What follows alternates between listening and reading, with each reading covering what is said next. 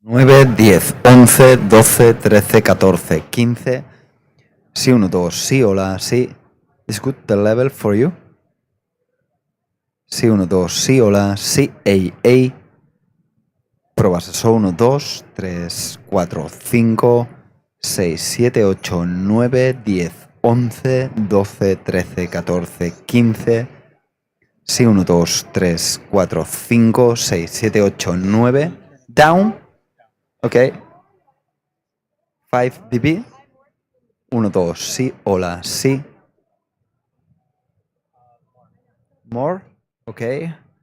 1, 2, 3, 4, 5, 6, 7, 8, 9, 10, 11, 12, 13, 14, 15. Sí, 1, 2, sí, hola. Sí, 1, 2, sí, hola. Sí, ey, va, va. Sí, 1, 2, sí, hola. Pruebas eso, 1, 2, 3, 4, 5.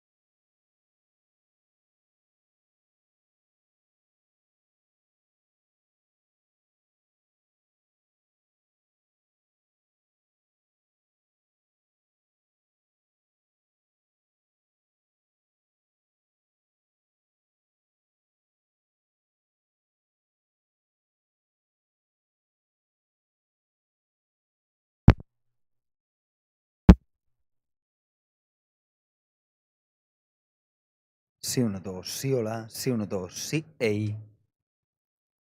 Sí, 1, 2, sí, hola. Sí, 1, 2, sí, ey.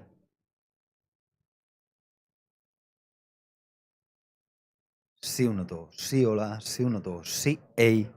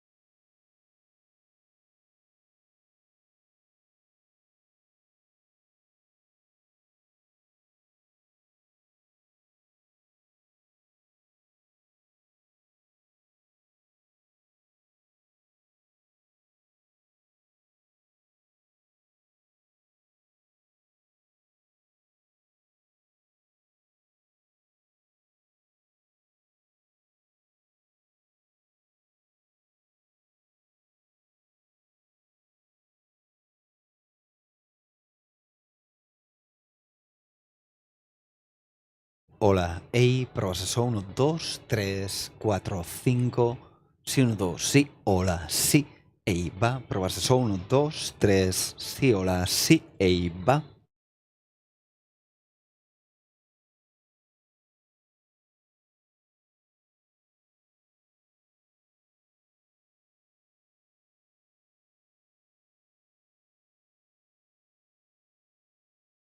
Hey, sí, 1, 2, sí, hola, hey, pruebas eso, 1, 2, 3, 4, 5, 6, 7, 8, 9, 10, 11, sí, 1, 2, sí, hola, hey, va.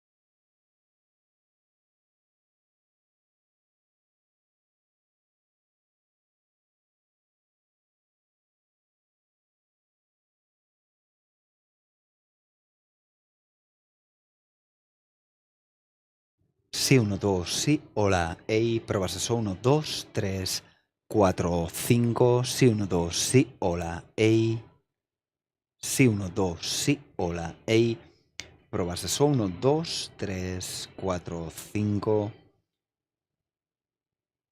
6, 7, 8, 9, 10, 11, 12, 13, 14, 15, sí, hey, va, sí, hey, va,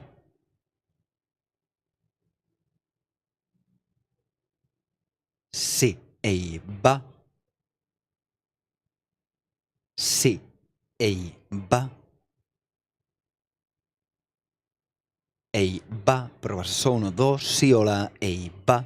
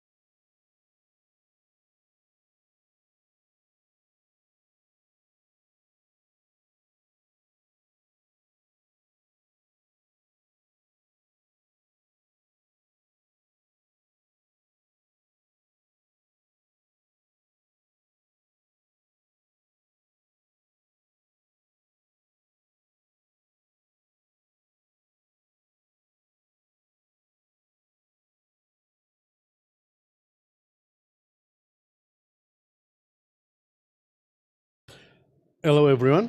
I am Lucian Patrão from ITQ.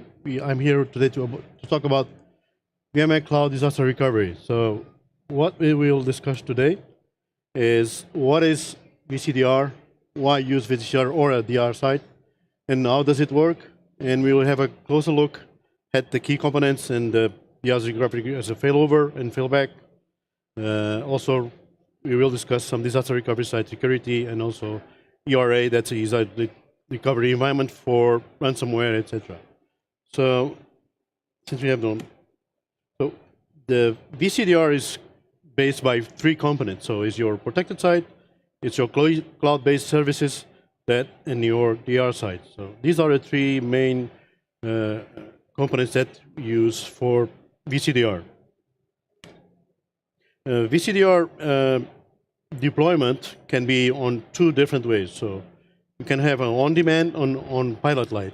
So on-demand means that you only deploy when you use it. So you use it on VMware on AWS, and you only use and pay for when you use it. Like if you have a disaster recovery plan to test, you need to test your backups, you need to test your disaster recovery if everything is working properly, and then you just send it to the VMC on AWS, deploy it, test it, and see everything is working, and that's it. Just close it. No need to pay extra for using your DR site, and that's one of the advantages here. So pilot light deployment is a little bit different. You have this SAR SSDC environment always running with a minimum of 2 ESXiOs for your faster recovery deployments. This will be used for if you have application that needs to be recovered fastly because you have your RTOs and RPOs for SLAs very short, so you need to use this, and then this is more costly, but you have faster recovery. So in this case, we have 4 hours for one on-demand, 4 hours for deployment, the DR site, and also the time that you need to have for your VMs running on your environment.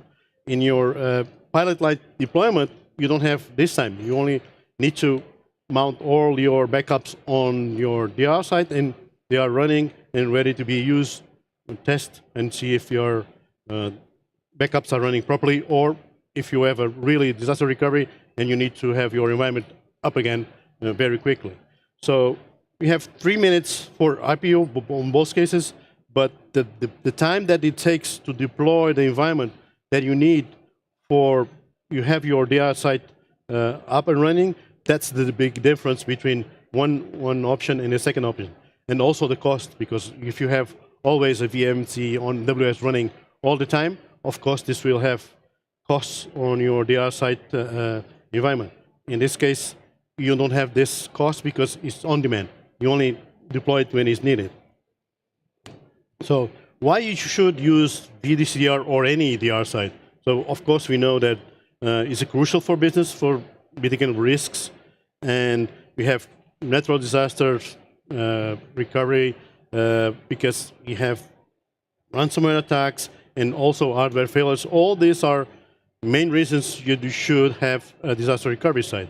And a solution like VDCDR is easy and quick to use, and then there is no need to have a DR site always running. So this is one of the things that you should always be taking account is downtime prevention. That's your main reason for your DR site. So if you go to a lot of statistics that we have from the last years in power outages, this is on your on-prem, not on the DR side. So power outages in our hardware failures was one of the biggest reasons for we have the DR side. So also business continuity, of course, is very important for your business, and then you should always consider this, that business continuity is very, very important, because you lose a lot of money. Companies go bankrupt if they don't have their DR site on running. So like 60% of the companies will go out of business if they don't have a DR site. So like cost reduction and downtime is minimized. Those are another reasons you have DR side, in this case, VDR. So VCDR, why VCDR and not all the rest of the DR side that exists? So again, cost is one of the things very important, and easy to deploy and easy to maintain. Maintain because most of the DR site and the VCDR is maintained by VMware. So maintain and all of upgrades and everything is done by VMware. So you only need to take care about your backups, your way to build your disaster recovery plan, and that's it. So that's one of the big difference. So let's look a bit more deep in what is VCDR and how it works. So VCDR consists of three main components. That's the DR as a service connector. We call it DC connector. A scale-out cloud file system, and orchestrator for live mount that you need to use for your disaster recovery plans and all your failover, failback, whatever you need. That's done by orchestrator. So we'll go over for each one. So this is the main design for this infrastructure. And as I said, cloud-based services in the DR side is VMC on AWS is maintained and managed by VMware. So you no need to worry about that. You just need to focus on backup your environment to the cloud-based services. So the DR side, the DC connector is the first component. The DC component that will connect everything that you have on your on-prem to the orchestrator and then also to the DR side.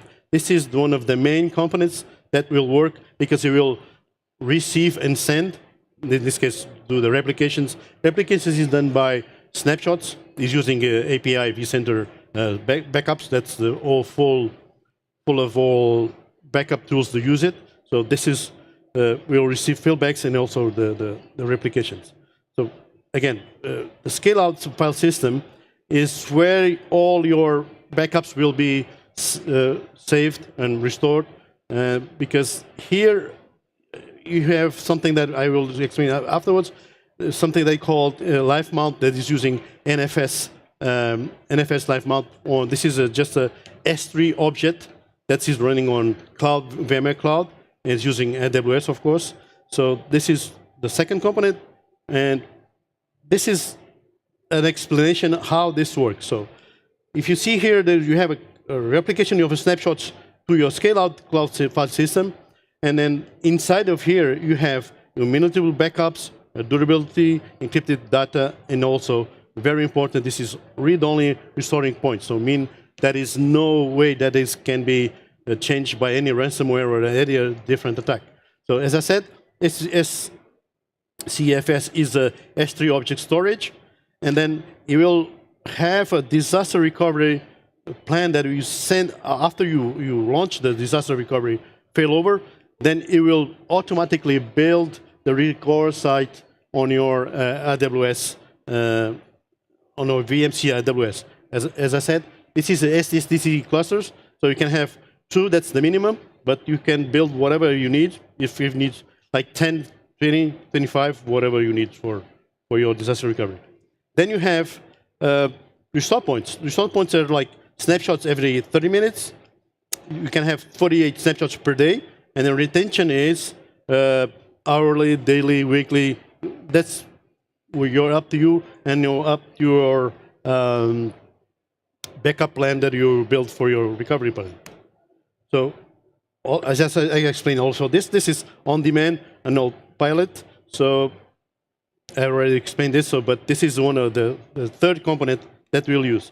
So on a failover is very, very, very easy to. You launch a failover plan, you automatically build your recovery site. You can have disaster recovery plan just to test if your backups is okay. If not, you will rephrase and we should do it again because the recovery disaster recovery plan is very important. So you should always test it, and also if you have a really disaster recovery, and then you need to use it. So failback is when you test everything and everything is okay, and then you need to send back to your on-prem. You send everything to your on-prem because you need to restore everything. That's called failback. And also, orchestrator is also the component that will work this because you need to have a failback and a failover. So I talk about one site, but you can have like 1, 2, 3 sites, whatever. As long as you have a DC connector connected to it, you can have a lot of sites. You can only have one DR site. If not, you need to build a different DR site. You need to have 2. But for the source, you can have multiple source connected to your DR site. So as a disaster recovery, as a ransomware, we know that 58% of disaster recovery on DR, not on the on-prem, there are 58% of those are done by that. So you need to focus on. For a ransomware attack, you have, in this case, you have a VMware attack, and then you need to have ransomware is already on your snapshots. You have 5 snapshots, but 2 are still okay. So you test it. You use something called ERA. And ERA, you do all your testing. This is protected. You're not connected to any of your DR site or your on-prem. This is isolated. This is done by NSX. And also, as the next generation antivirus, will check everything if this is okay. You deploy one and test it and see this one is still has ransomware.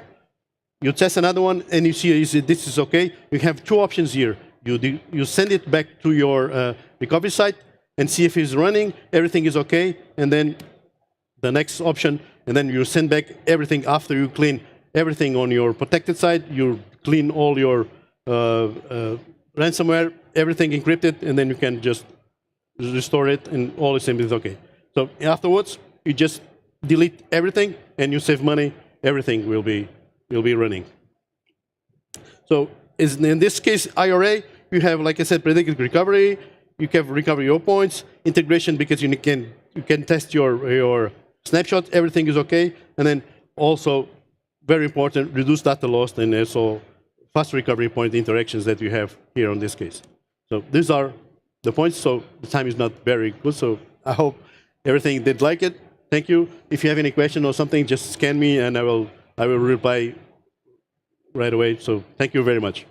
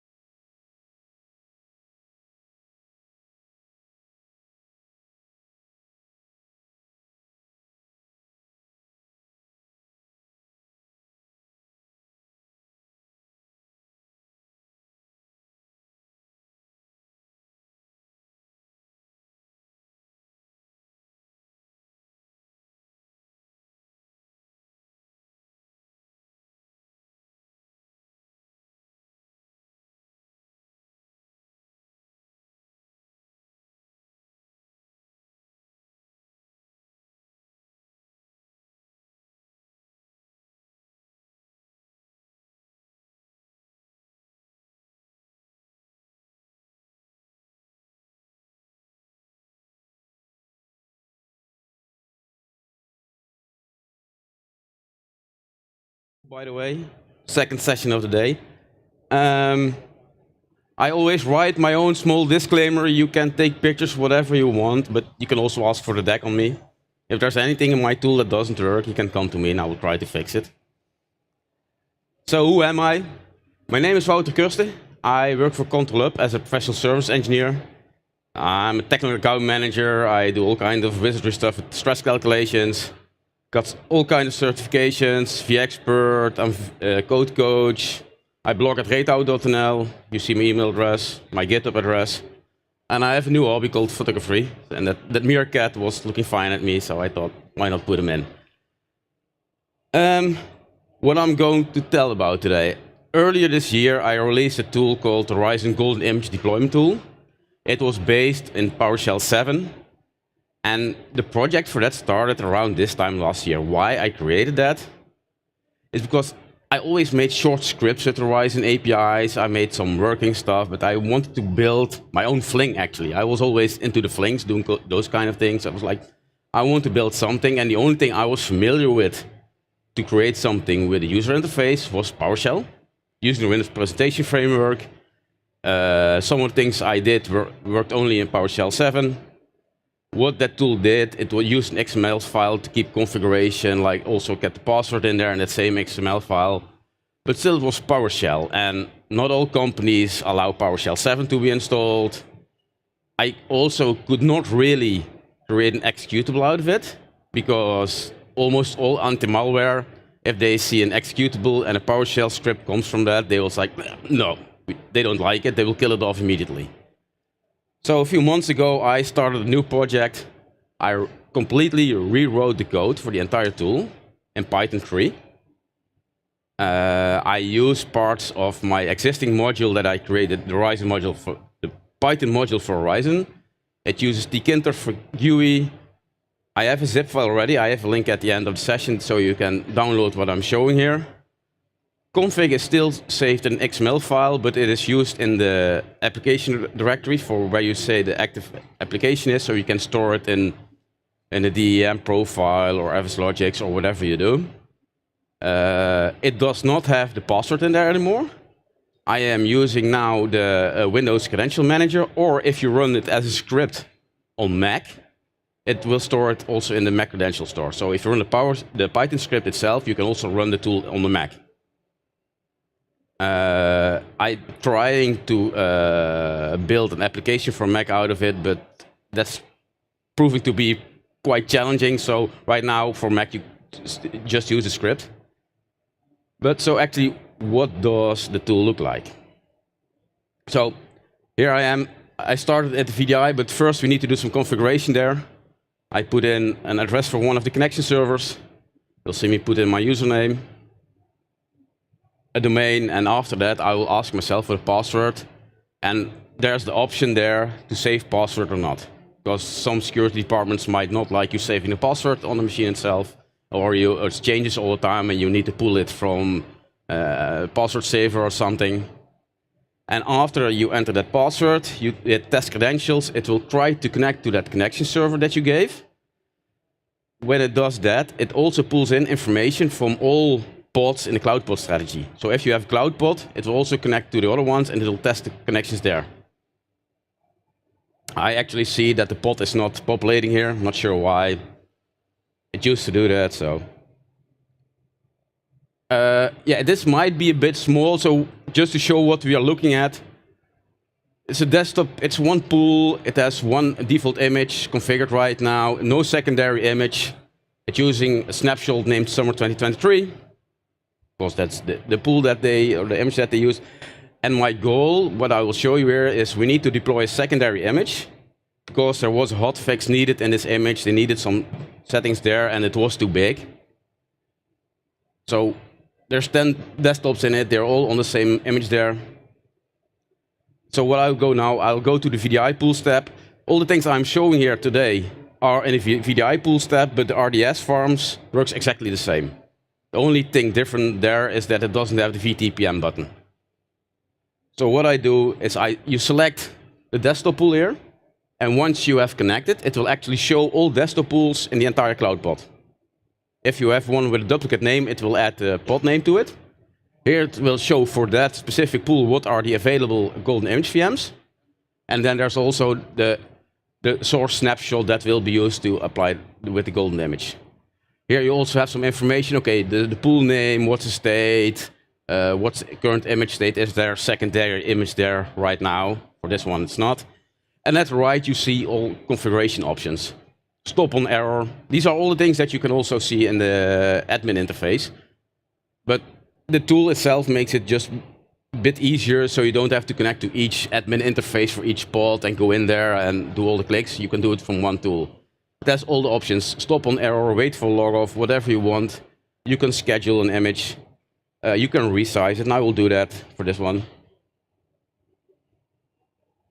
So what I will do here is I will go and select my new golden image now. It's the same VM. Okay, it will change the snapshots that are available for that one. I need to do the summer 2023 hotfix. I have selected those, and what I will now do, I'm going to push it as a secondary image. I just want to test it on a few desktops first. I'll select 5 desktops here. You can also do percentage of desktops. It will always take the first XX amount of desktops that it will apply the image to. And what I also do, and that's something that was added in 2206, Horizon 2206, you can resize your machines from here. So even if you make your golden image with 4 CPUs and you give it 16 gigs of RAM because that just makes the creation of the image faster, here you can select I want. Well, in this case, they still work, by the way, with 1 gig and 1 core. It will not perform well, but you can log on. From my lab, that's enough. I selected that, and now I will hit the button to deploy the golden image. So you see everything goes gray now. We can still select a different desktop pool, but this one we cannot anymore because it's already deploying something. If I hit refresh here, you'll see there's progress with secondary image. It's busy publishing it. It's this snapshot that's being deployed there. So it's coming. And in the admin interface, you'll see also a bit of progress. And when you look at the VMs themselves, you see 5 out of 5 are getting a new image there. If I do another refresh, at some point, you see the image is in state ready held, so it's ready to be used, and it's now deploying the new snapshot to these machines. And you also see right now, because there's a secondary image set, you see there's an option to cancel the secondary image. That button has been activated now. You can apply the secondary image to even more machines or less machines, or you can just promote the secondary image to the primary image. Again, you see here, secondary image is already held there from the admin interface. With this one, I will promote it to the primary image here. Yeah, I want to say, I was going to click that. And now, all the things will be done to make this secondary image the primary image. Now, when I hit refresh, it will go there again. And again, when you do that, your secondary image, 1 VM, it's now pushing the image, making it the final, the definitive golden image. And you see on the machine side, the other 5 machines are also getting the new image, while the first 5 already have it. With this example, I'm actually, it's not continuing. Okay, so this is how it's showing at some point. And you see it's now done with promoting that image. And on the machines, you see it's all there. But wait, I made this pool really small. I'm going to have connected now. I've refreshed. I got the information there, and this time I am actually going to deploy a new image. I'm going to need a new full image, but this one is for further in the future. I want this image ready so I can use it in next week. So it's already ready for the deployment that night or something like that. You can select the date. I'm a bit slow there. The hours and minutes are a bit funky because I couldn't find a really well combination date and time picker for Tkinter, so I had to manually essentially make this. It's still a bit iffy there, but remember, I'm not a programmer. I am an admin guy who wrote this and created this, and I'm not that good at it yet, so I'm still learning, but it works. And I select 5:30 a.m. in the morning to actually deploy that image. And I have to resize it first, because it needs a bit more power there. And then I hit the deploy golden image button again, and it will be going.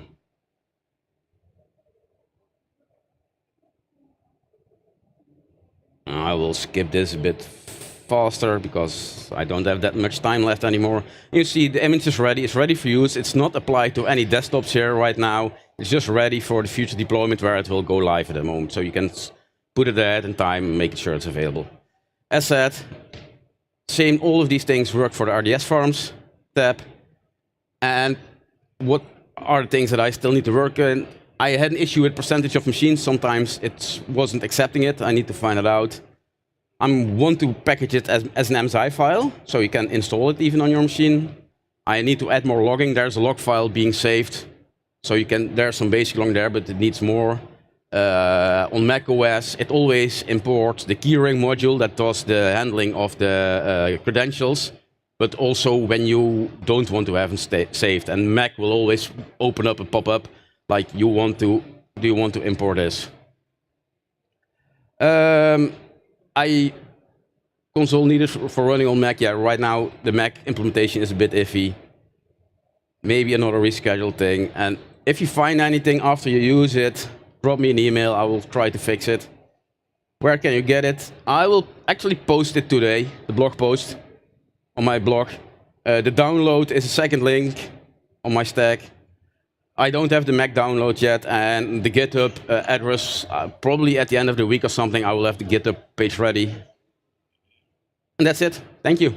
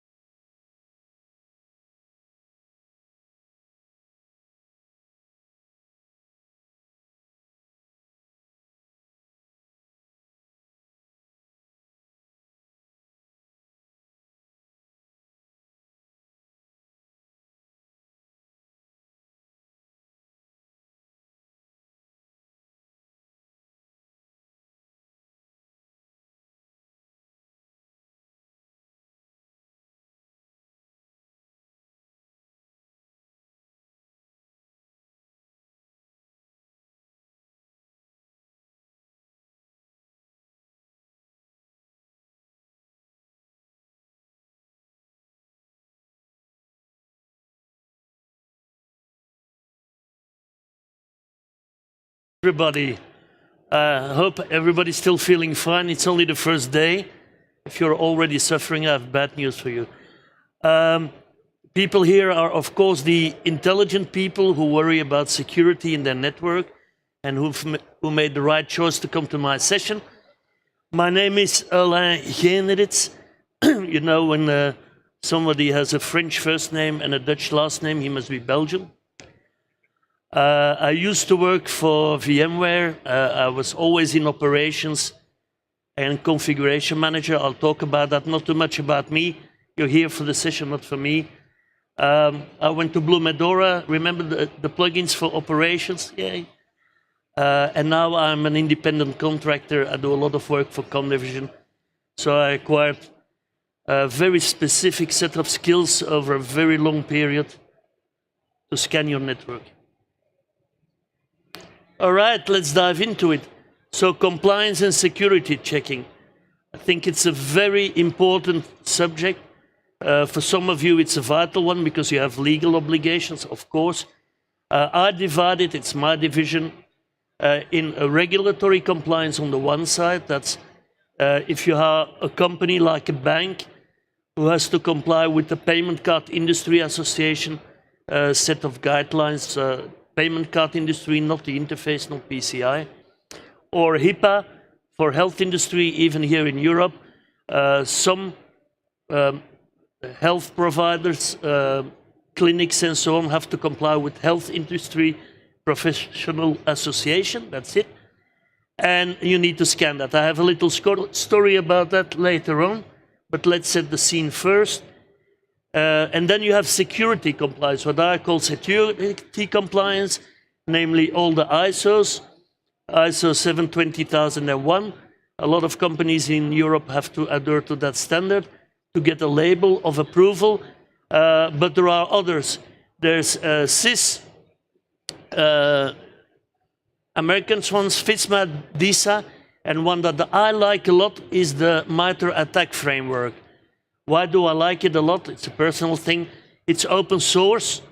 It's a group of volunteers. Nobody makes money off MITRE.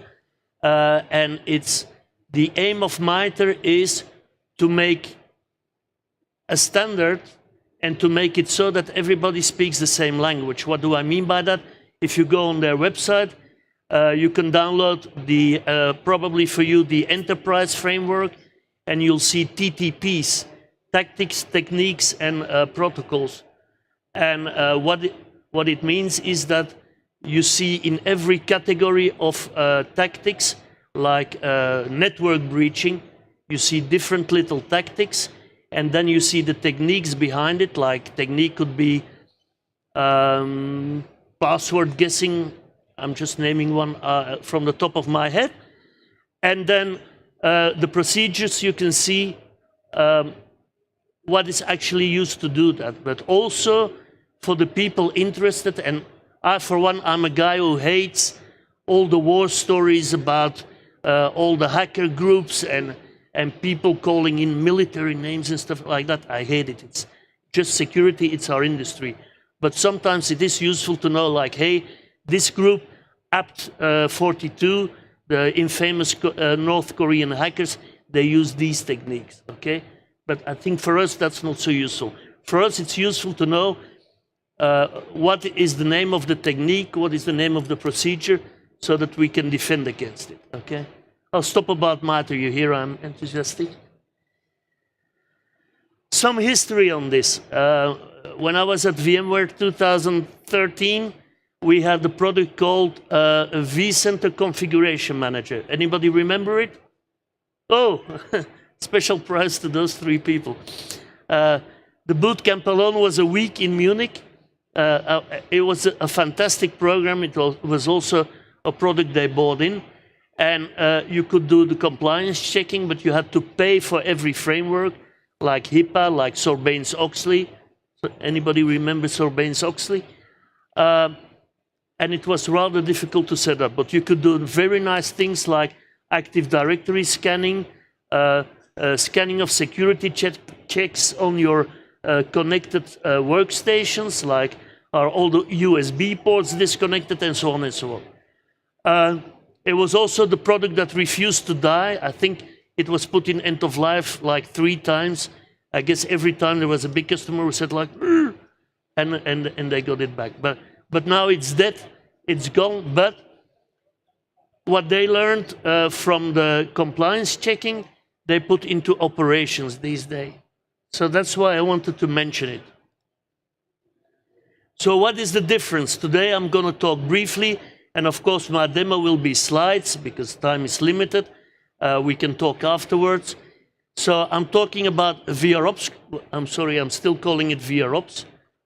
I'm still from the time when we called it VCOps, VROps, now AROps, area operations, vRealize operations compliance scanning. How many people know that if you have operations, you have this for free? You know that? Okay, everybody goes, yes, okay. Fine. And then the product which was called Cloud Health Secure State, which was already bizarre because Secure State was a product that VMware bought, and they put it in the Cloud Health family, which is about costing, and Secure State is about security scanning. So they renamed it in VMware ARIA Automation for Secure Clouds, and then probably because nobody can pronounce it, they renamed it into, they didn't rename it. If you look it up, it's end of availability right now. And now there is a product called Tanzu Guardrails, which used to be called VMware ARIA Guardrails. But at the moment, it's Tanzu Guardrails. I'm telling you here what I know, what I found out. It's a community session, so I can say what I want, I hope. But I'm still trying to find out myself all the name changes. There have been a lot of name changes. A lot of the products that were renamed ARIA last year at Explore are now called Tanzu Intelligence Services. Some people apparently know that because they're not. I'm also going to find out this week some of the changes. We'll see. Okay? But the difference is, operations is in your operations instance, so either installed on-premise at your facility, or if you have the SaaS version, there's no difference in the SaaS version. It only does scanning for vSphere, AWS, and Azure. It's only detection, it's not remediation. So it does the vSphere hardening, the vSAN hardening, and SXT, and then these standards, SIS, ISO, PCI, HIPAA, and the others.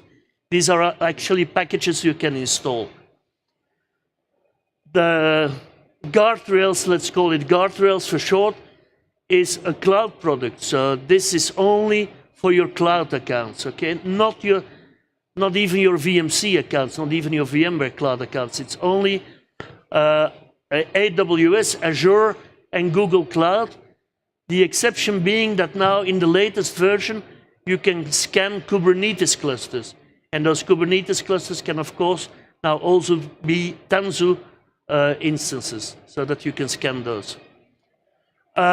It's detection and remediation. You can actually do remediation runs. I will show you. It's all these standards plus MITRE and GDPR for us in Europe, NIST, and it does also remediation. I put it in twice because it's so important. Okay? Now, I think both of them are very important. The ops compliance, I'll talk about in a second. To keep your environment secure, I think it's crucial, even if you don't use PCI or ISO. The other one, I was listening to a podcast. I'll link to my blog post at the end, you can read it there. There's a very good blog series, the Cybersecurity Sauna. Anybody know it? It's from the Finnish guys, of course, Sauna Finnish. The company was recently renamed. I forget the new name, but they're security guys. They do a podcast, and they had 2 guests, high-level consultants who worked a lot in the cloud, and who said, like, if you have a few cloud accounts, like on AWS, on Azure, how can you keep track of your security settings if you don't use a tool? A simple scanning tool like this one. Doesn't have to be AI or what have you, but to do it manually, it can be done. Remember a few years ago, the little fiasco where there was a change of settings in AWS S3 storage, so that a lot of people suddenly had their S3 buckets free on the internet and they didn't know about it. You have to have a product where you can establish rules and a product that scans continuously for all those loopholes. Really, believe me. I worry. So let's dive into the operations part. Yeah, I know the layout is shit, but I tried to change this morning for the Explore template, and that's how it ended up. But the content is more important than the presentation. You activate it in policies. If you know operations a bit, a policy is a configuration file. So this means that you can activate the scanning for a group of objects. It can be one cluster, one host. Doesn't make any sense, but anyway. But of course, it can be a group that you make of all your production hosts and not a test development, for example. It works through alerts. So it does the scanning, and then it will show you alerts for everything that is not compliant. And you can get that in a nice report, but there is no remediation. Actually, the only way to do remediation would be, but I haven't seen a customer do it yet, but it's feasible, is if you link actions to the alerts in operations. In operations, an alert can have, an alert consists of symptoms. You can link actions and recommendations to those symptoms. The actions can be orchestrated workflows. So I know at least one customer who set up all the compliance remediation himself in Orchestrator, but without linking to this. But you could link it to remediate. How does it look? Well, in compliance, in operations, you go to the central dashboard, you see your environment, your on-prem data center, VMC instances now, and you can activate, you see here, I activated in my lab the vSphere scanning, not the others, enabled it in a policy, and then immediately I get, well, for CIS, 10 out of 10 are non-compliant. Hey, it's my test lab. And for ISO, 2 out of 11 are not compliant. Now, a little story about this. I was really doing last year a project for a large German hospital.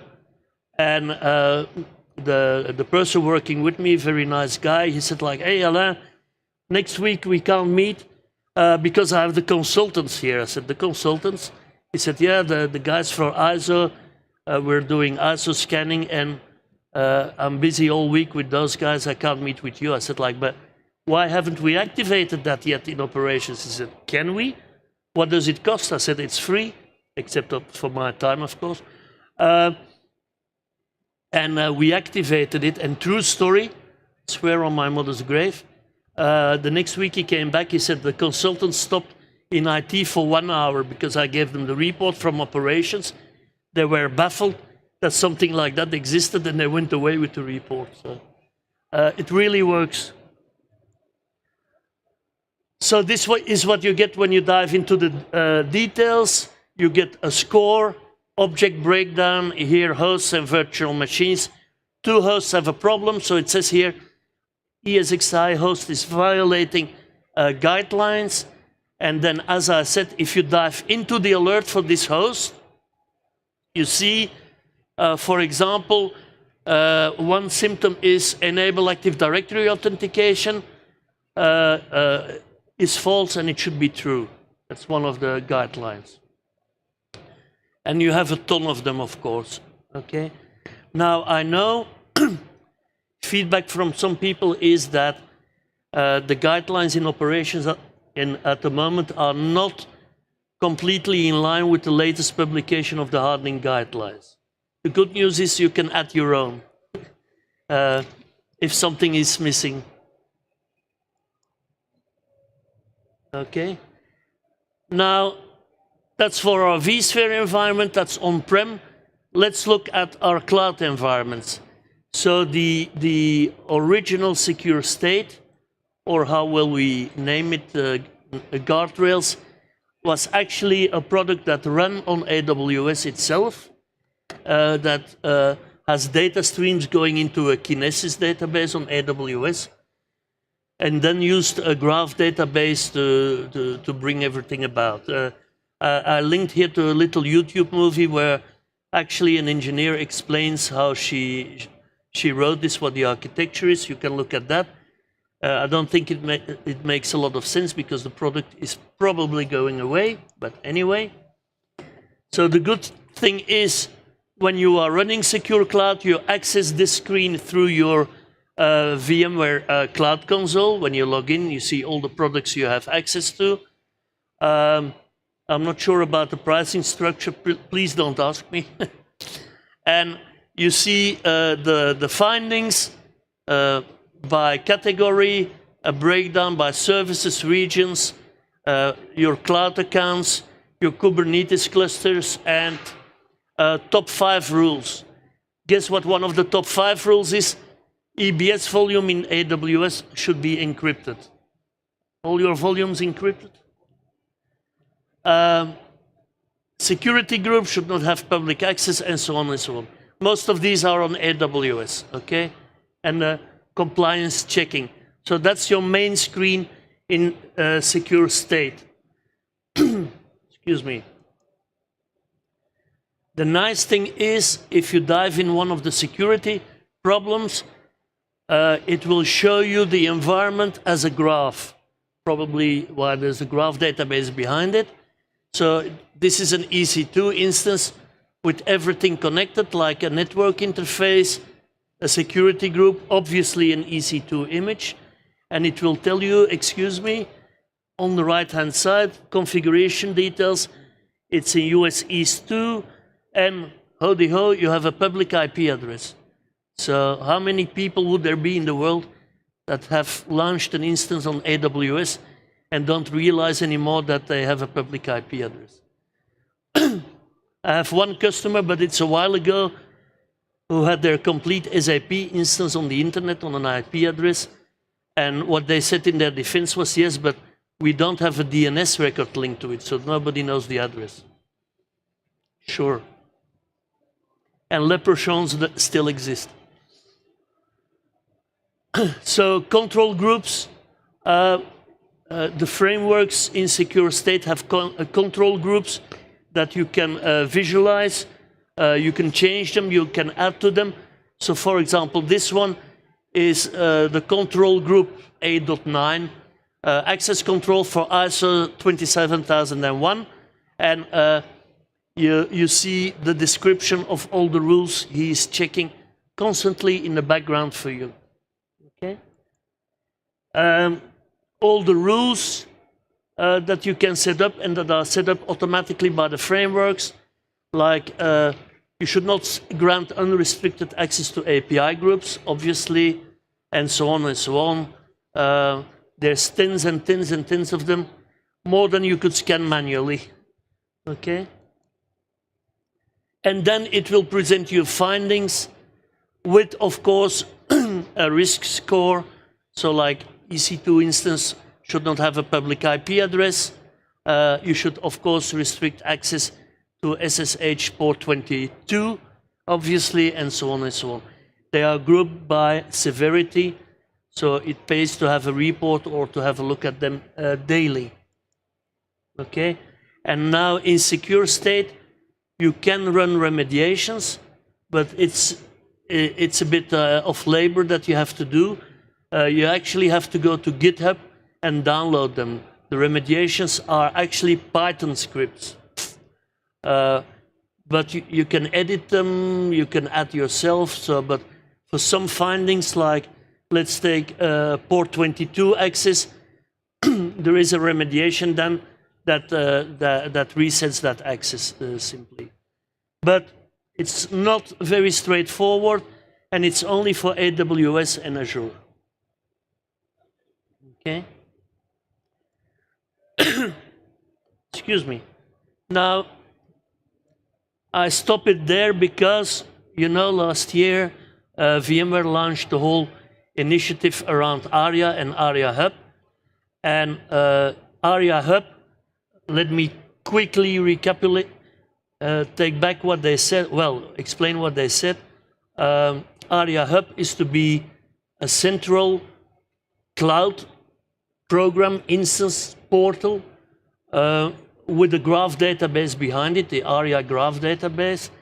And the objective is, I was at a briefing here last year from the management BU, the objective is that data coming in from parts of the ARIA suite all go into that database and enhance the object. So operation knows through the vSphere interface that you have VMware clusters with VMware hosts, with VMs. He creates objects for that in the ARIA Hub database. And then you have other parts like ARIA cost that will calculate cost, but will associate them, let's say, new fields to those objects to enhance them. The whole objective being that there is a rich programming interface to access it, and that you can actually then link the data to also external programs, like a connector for service now was in the making, others were possible. Now, ARIA Hub is being developed. It's now called Tanzu Hub, part of the intelligence services. And this is the hub interface, where you see all the accounts connected. Need I say only cloud accounts or Kubernetes accounts, not vSphere. I'm not sure myself where that is going. Not VMC either. There's a lot to find out this week. And you see different parts here like cost, but one part here is governance. And actually the governance widget is Tanzu Guardrails. It's an extra program that you install. And when you click on that, you get the summary, rather similar to Secure State, but in a more modern interface.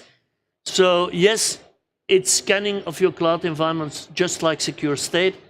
So you get findings, critical, high, medium, what have you, drifts, this is going to be important, violations, and so on and so on. Again, the top accounts with a problem, and so on and so on. It's a little program, but that does most of what Secure State does in a better interface. So again, you get security posture policies. So on your accounts, all the rules from the frameworks, or that you made yourself, because you can make your own, like S3 bucket should have object lock enabled, elastic IP address should be attached, blah, blah, blah. You can bring those in, again, also for MITRE, for ISO, for the others, or make your own, and have guardrails scan for it. And then, very interestingly, with those findings, you see that, for example, here, IAM password policy is not strong. If you click on it, you can look at the whole description of what is happening, but you can suppress it. I really don't know why they built that in. What's the use of scanning if you then say, oh, I don't want to know at the moment, let's suppress. But okay. But you can click on remediate here, and remediate here in guardrails is new. It's much better than in Secure State with the Python scripts, because if you click on that, it will show you the drift.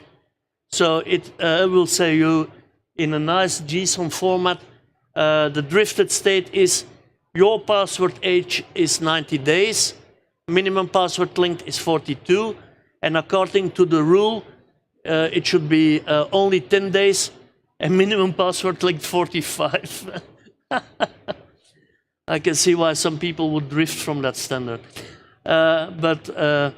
Anyway, so, and then with one click you can remediate, because then the template is applied. So could be very interesting for your environment. Okay, I'm gonna mention, because it's a community session, other options. I recently did some well, some tests, not work tests, with Roomcast. People are here, so certainly tomorrow at the exhibition, so I'll let them do their own work. But I think it's an interesting product because there are some niceties for techies like us. Like if they do scanning, you get, where is it? Where is it? Well, you get all the standards like GDPR, but also the German BSI IT Grundschutz. Cyber Essentials, I have no idea, but somewhere, top issues, I think it's on the next one. No, these are all the essentials, but somewhere you can, let's go back, somewhere you can also see, oh, here, KB articles. This I found very interesting. It does the scanning and it will tell you for that object, hey, there are 4 issues known in KB articles. They don't pay me, but I find that great anyways. Okay, so that's Roomcast. Okay, so if I worried you about your security or anything like that, don't. I wrote a blog post about it. This session will be available, or you can scan the QR to get to my blog post. It also links to the Cybersecurity Sauna podcast. And since I used to work as a volunteer in the hands-on labs here, I love the hands-on labs. I use them every week myself. This was the slide demo, but you can go to the hands-on labs. There are 2 ARIA guardrails getting started, whole 242102, and ARIA operations getting started 2401, which allow you to actually test the products in a live environment, except for guardrails, it's not really live, but anyway, simulated live, so that you can get the hang of it. As with all these sessions, I thank you, and I'm available for questions afterwards at the desk. Thank you.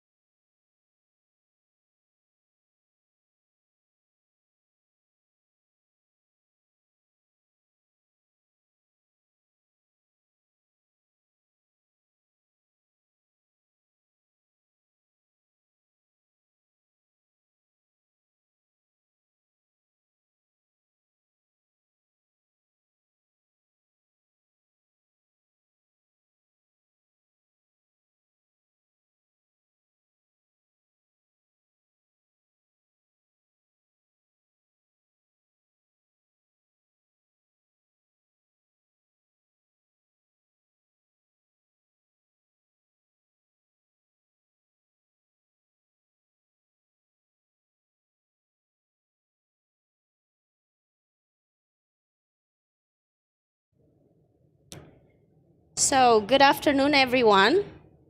Thank you for joining my session today. I am Madalina Cristil, and I am in charge of community operation, global community operation for Vim Software. I work for the product strategy team, and I am part of the office of the CTO for Vim. And today, as the title says, we are going to talk about Vim community.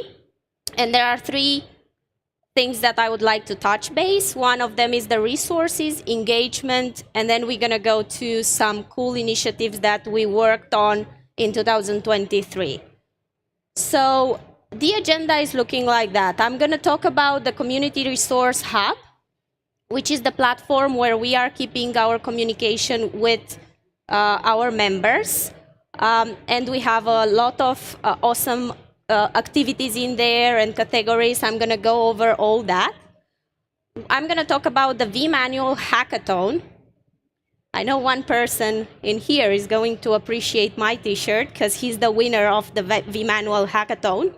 Adam, are you with us? There you go. Congratulations. And then I'm going to talk about an initiative that is called Vim 100 Show. This is an opportunity for our Vim 100 members. We have some here as well. Hello there. And I'm going to explain who are the Vim 100 and the experience of the Vim 100 show. But before we are getting into all that, I would actually like to ask this question, these two questions actually. Are you part of any community? There you go. Okay, so everyone, almost everyone is part of the community. The question actually is, why are you part of that community? Why is the reason why you are part of a community? Anyone interested to share that with me? Because you share the same passion with other people, because you want to learn, to educate yourself, because you go there for support, right? And why am I asking this question is because so many people are coming to me and ask me, how can I be part of the Vim 100 program? How can I become a vanguard or like a legend? And I think that's a wrong question, because the question is like, how can I support the community? And this supporting the community, being part of it and networking with that community, educating yourself is actually the path to becoming a Vim 100 member. And I'm going to explain what is the Vim 100 program briefly, because we don't have that much time. Okay, so without further ado, let's talk about the Community Resource Hub. These are just few points. There is so much more happening in there, and I will invite you to use this QR code if you want to be part of the Community Resource Hub and understand better what we are trying to do in there. So let's say you are new to Vim products and you don't really have a lot of support and you want to learn more about our products. You are trying to do an installation and you have issues. You go to one of our categories, discussion boards, and I can bet you that in few minutes you're going to have at least one answer and maybe the correct answer. If you are passionate about writing, there is also a section, or podcasting, or you are a YouTuber and you like sharing your knowledge, technology knowledge, we have a section where you can do so, blogs and podcasts. Or you like scripting and automation, there is also a library for that purpose. There is also an initiative that we started this year, I believe, Blog of the Month. This is a competition for all the people that are posting blogs at the Community Hub. So basically every month we are choosing the best 6 blogs, and then we are asking the community to vote for the best blog.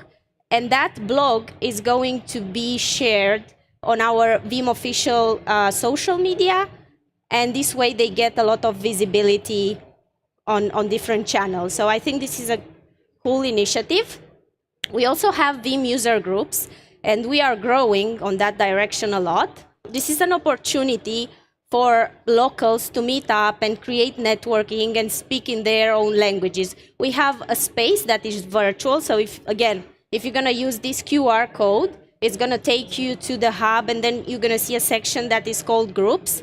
So that's the virtual space. But we also organize in-person events. So if you want to be part of it, just go to the groups and subscribe in there. Talking about groups, we also have some thematic groups at the hub. So if you are interested in Kubernetes or cybersecurity, cloud, automation, we have some groups that are dedicated to those subjects.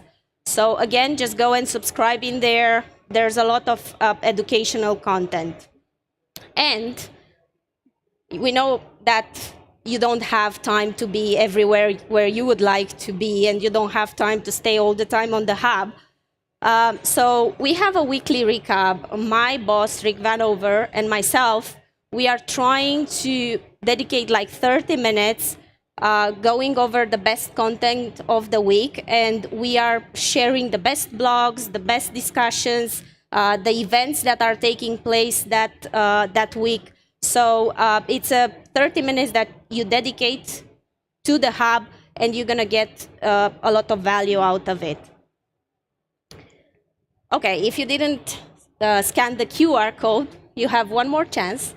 There is again the code, and I wanted to introduce to you our mascots, Alfred the cat and Vanny the eagle. And then I'm moving forward to the next subject, that is the Vim annual hackathon. A lot of people are going to think that actually a hackathon is about hacking. Anyone that thought that the hackathon is about hacking? No? Okay. So it's not about hacking. So a hackathon is about coding, and it's also about building a product with a team. It's about basically bringing the community together and work on some cool stuff. And this year, we had our first hackathon at Vim, and this was an initiative of some of our Vim 100 members. And I want to thank them, if they are watching us now, I want to thank them for this initiative. I think it's really cool. This year we had 4 teams. Yeah, one of the winners, as I said, is here in the room, Adam. Congrats again. And they created some really, really cool projects in 24 hours. Yeah, as it was the first one, we had probably only 20 people attending, but hopefully in 2024, we're going to get back stronger, bigger, and I'm inviting you to participate. If you want to get updates on that, scan this QR code. It's going to take you to automation desk, and our leaders are going to talk about the next hackathon that is going to happen in 2024. Okay. Moving forward, the last but not least, I want to talk about an initiative that we actually started a few months ago. We had our first Vim 100 show in October.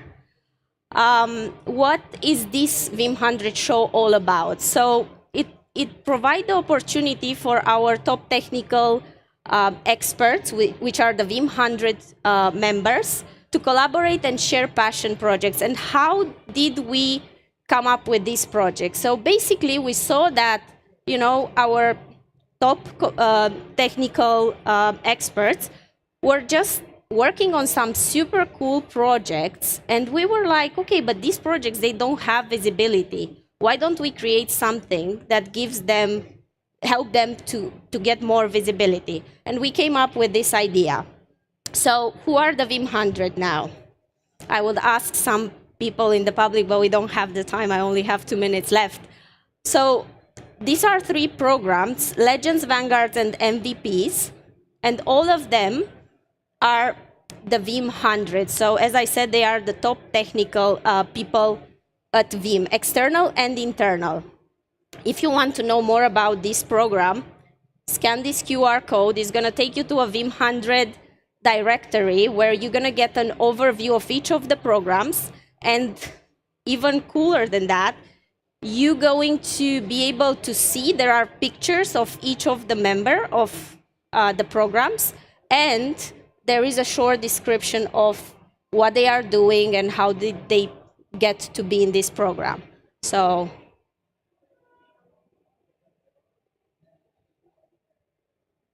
okay. And the Vim 100 show experience, it should be something different from a presentation, a simple presentation, or just, like a webinar where you just introduce yourself, talk a bit about your job, and then you just get into the project.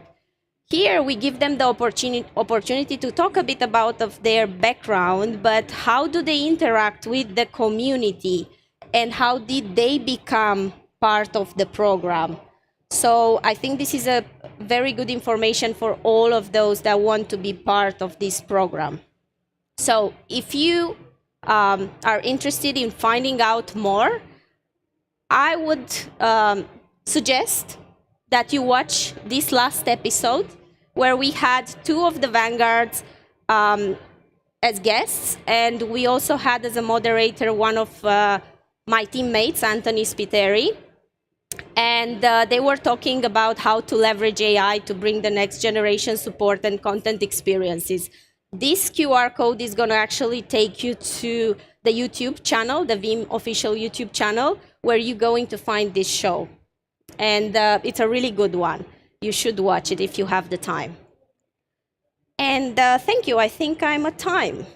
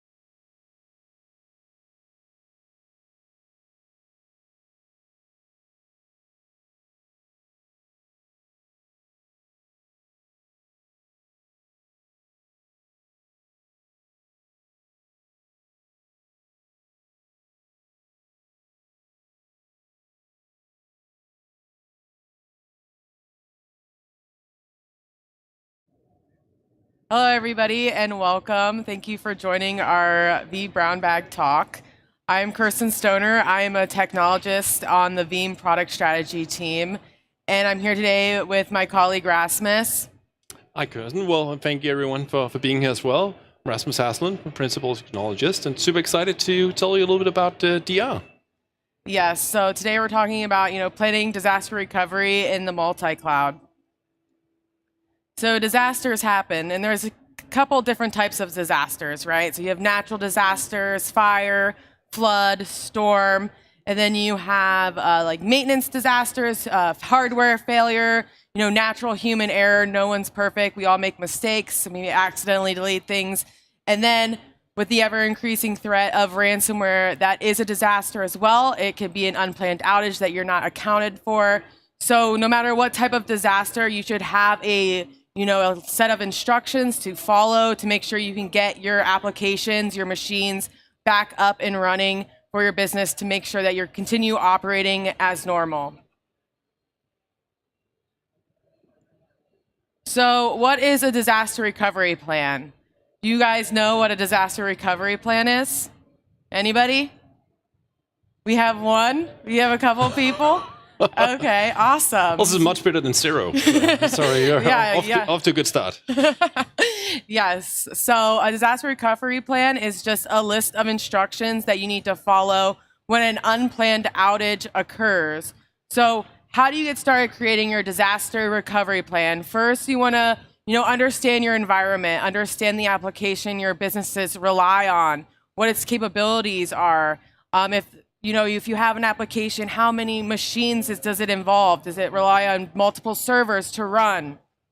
Next, you want to, define your recovery time objectives and your recovery point objectives, making sure you understand, how much downtime can your business afford to lose? How much data can it afford to lose? And, making sure that you, set this out so you know what to expect when you need to recover. Involve key business stakeholders. This is just to make sure, so if your boss, your manager knows, hey, we need to have this application always running, maybe you're replicating it, you understand that is the requirement of your business, and that you guys are both on the same page. So if you know for a fact that your application is going to take you 3 hours to fully recover, then your boss also knows it's going to take 3 hours. It's not like they're expecting it only to take 1 hour and you're not meeting their expectations. And then also documenting the entire DR plan, right? So you're starting to create your DR plan. You've identified your critical applications, its functions, what it relies on. Next, we want to document it. So when that disaster happens, you know what to do. You know what steps to take. You're not in a panic saying, what do I restore next? What does my Active Directory server rely on? And different things like that. So if you try and think about some of the plans, right, Kirsten went through a lot of the steps, and these are all good steps, but haven't been in a situation myself where somebody, blows off the dust of the good old DR plan and you have to try and maybe even test it. Well, the first step is already the one you've taken. You actually have a plan. And what happens often is that there is no plan at all whatsoever. Nobody thought about this. So having a plan, that's already the first step. But also just keep in mind, right, for us, my old job, that was basically a yearly occurrence. Often servers mentioned didn't even exist anymore. New services have been built. Servers have maybe been migrated to new servers, as we did not do a lot of in-place upgrades, so it would be new servers instead. And then finally, as we went through, credentials might be out of date, or as we realized we had to go to this server to get credentials, but that server is now offline in this little simulated outage. So it can be quite tricky, which takes us down to the documented plans here, but also just outdated plans. And then finally, on the list, I think a lot of customers I've talked to, at least, they start out, they have just one environment. They get some backups up and running. They have Veeam running there. At some point, they realize maybe we should have a DR plan. Maybe we should have a secondary location. They get all of that stuff built up, but then they forget to kind of move Veeam over to the other side. And so when the primary side goes down, well, then the option to bring everything up on the DR side has also walked out the door. You first have to start bringing up essential services on the other side, and then we can start restoring. So how can we avoid a lot of this, right? Testing is not just necessarily for the microphones. It could also be used for the plans that you have. We want to make sure we can execute on things. And the more regular we can do that, the more likely it is that when you actually need to run it, that only very few, or ideally none of the steps, will actually end up in a failure of some sort. But also, Kirsten was talking about managing expectations with business stakeholders, right? Great, they said this should be up and running in 3 hours or a day or whatever it is. But if we didn't really test it, or it involved a lot of manual steps, is that an accurate measurement of how long it truly takes to bring it up and running again? Often not. So by having it automated, where the system is doing exactly what would be happening, you can get much more precise numbers and document them on a regular basis, so you know it wasn't just a single snapshot, but this is consistently the numbers that we're getting.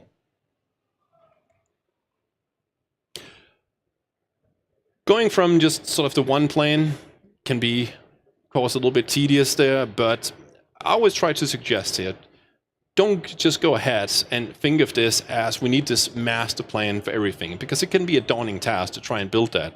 Maybe instead, try and say, what's the most one singular critical workload that we have running?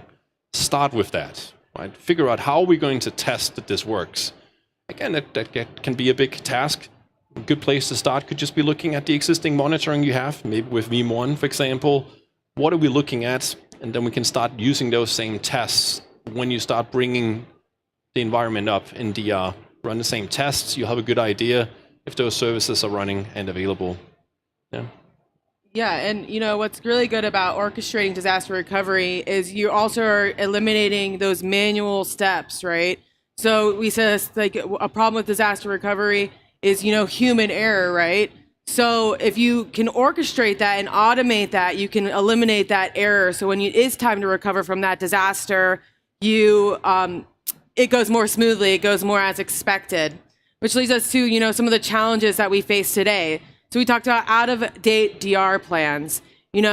What worked 10 years from now might not work today. Technologies change, applications change. You might be deploying applications in the cloud compared to, on-premises. So you need to make sure that you're keeping up to date with those applications, their requirements, and what it would, require to restore that application to keep your business up and running. The taxing, daunting testing, we talk about testing. It might take a while. It might just be, your test, you don't want to do the test because it might take a whole weekend. No one wants to use their weekend to do a DR test. I'm sure you guys have other better things to do, but it's very important to do the test. I think you were talking to me earlier, Rasmus, about how, you were doing a test and, it was just a simulation and you found out it took you longer to recover than normal. And it was really important that you did that test so that you knew what to expect when, maybe a cyber attack happened. Next, we think about manual errors during recovery, and that's really what orchestration is going to help eliminate. You also said to me, you gave me an example, me and Rasmus were talking about this earlier, about how you missed one line of an instruction and you had to go all the way back and redo the whole thing.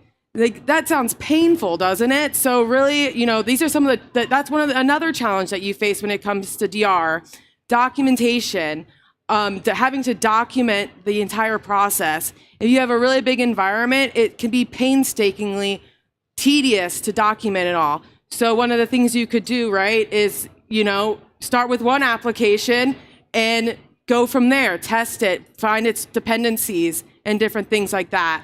And then compliance gaps, making sure that you're meeting compliance and you're following the regulations of the industry your company might be in or the requirements of your business.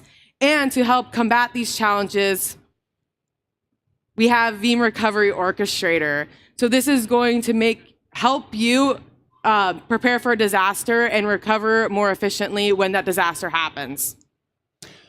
And when you do want to do the recovery, maybe you have your own DR sites. Fantastic, great. Just keep in mind there might be some things that need to be adjusted, right? When we do tests, As an example, maybe some of you already did data labs with Veeam, for example. But a common little thing just to keep in mind is, for example, if you have dependencies on Active Directory, well, what are you going to be bringing up? Are you using a domain controller from the production side? Well, what if that's not available? So you want to make sure you kind of build it up. But if you don't have that, maybe you could orchestrate to something like Azure, for example, or one of the very trusted service providers and the extensive network that we are working with. Lots of good places to spin up things, small or large scale. Now, if you think about this, Kirsten talked a lot about documentation, and as tedious as that is, even just to build it once, even more of a struggle I find is to then maintain that afterwards, right? Because things are ever changing, and again, this is where Recovery Orchestrate is basically building the documentation for you.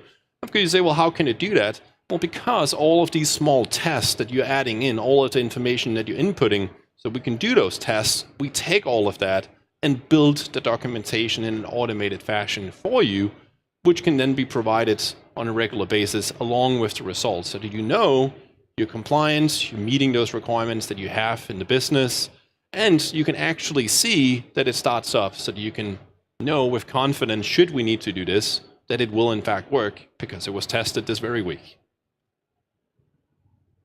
Yeah. So yes, we are running out of time here.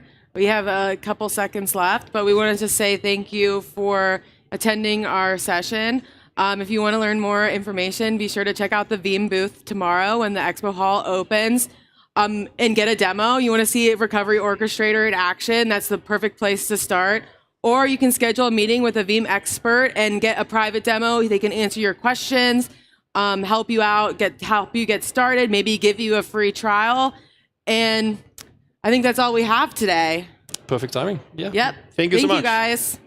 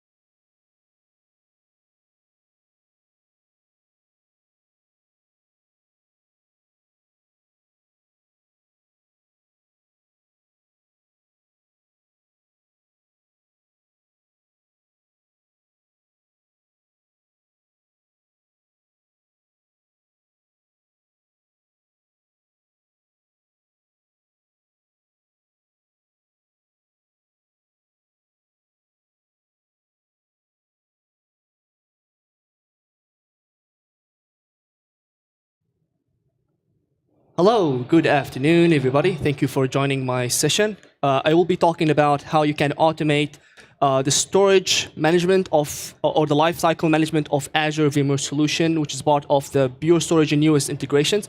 My name is Adam Mazuz. I work as a senior cloud solution engineer here for Pure Storage for the past 3 years. And I'm also being designated as the V expert this year, and hopefully I'm going to maintain this title for the upcoming years. All right, so a couple of slides I want to start with just to give you a bit of, or a high level of what is this integration is about. And also, if you want to have a very deep dive into the solution, tomorrow we're going to have a breakout session. I just want to have a plug-in here before I forgot later on. So the solution, it's integration between Azure VMware solution and the Pure Storage software version of the FlashArray. We call that Cloud Block Store. There's a couple of reasons why we have that. One is to reduce the total TCO of your cloud environment, which is decoupling the storage from the compute. Also, you will be unlocking the data services for a lot of applications that runs on EVS. But most importantly, the main core concept that we put together with this solution is how we leveraged the Azure Run commands. Azure Run commands, which is part of the EVS or Azure VMware Solution ecosystem here, is a collection of PowerShell-based commandlets that enables EVS users to they can elevate their enhanced administrative privileges, which is part of how EVS design. You don't have a lot of access for the cluster itself. So Azure or Microsoft, they built this together in order for you can elevate and do this certain root access privileges for those cluster. So what we've done is we took this generic run commands and we combined them with our PowerShell SDK, the Pure Storage PowerShell SDK, plus some Power CLI for VMware. And we packaged it all together, and it's now part of the Pure Storage plugin OVA. We have a specific version, we call that Cloud Manager, now, which comes with pre-packaged with all the modules you need. Before I go into the lifecycle management of the solution, I want to give you a sense of how you can deploy it. The first thing you need to do, maybe you have already, is you have your Azure VMware solution deployed. Once you deploy that, it's going to show the number of hosts and which availability zone in the region you have that, right? You take a note of this, and then now you need to deploy the software of the Pure Storage software array that's called Cloud Block Store. And it's very easy to follow. Just go to the marketplace, search for Pure Storage. You're going to find the offer there. And once you do that, make sure that during the deployment, you select the same zone similar to the AVS.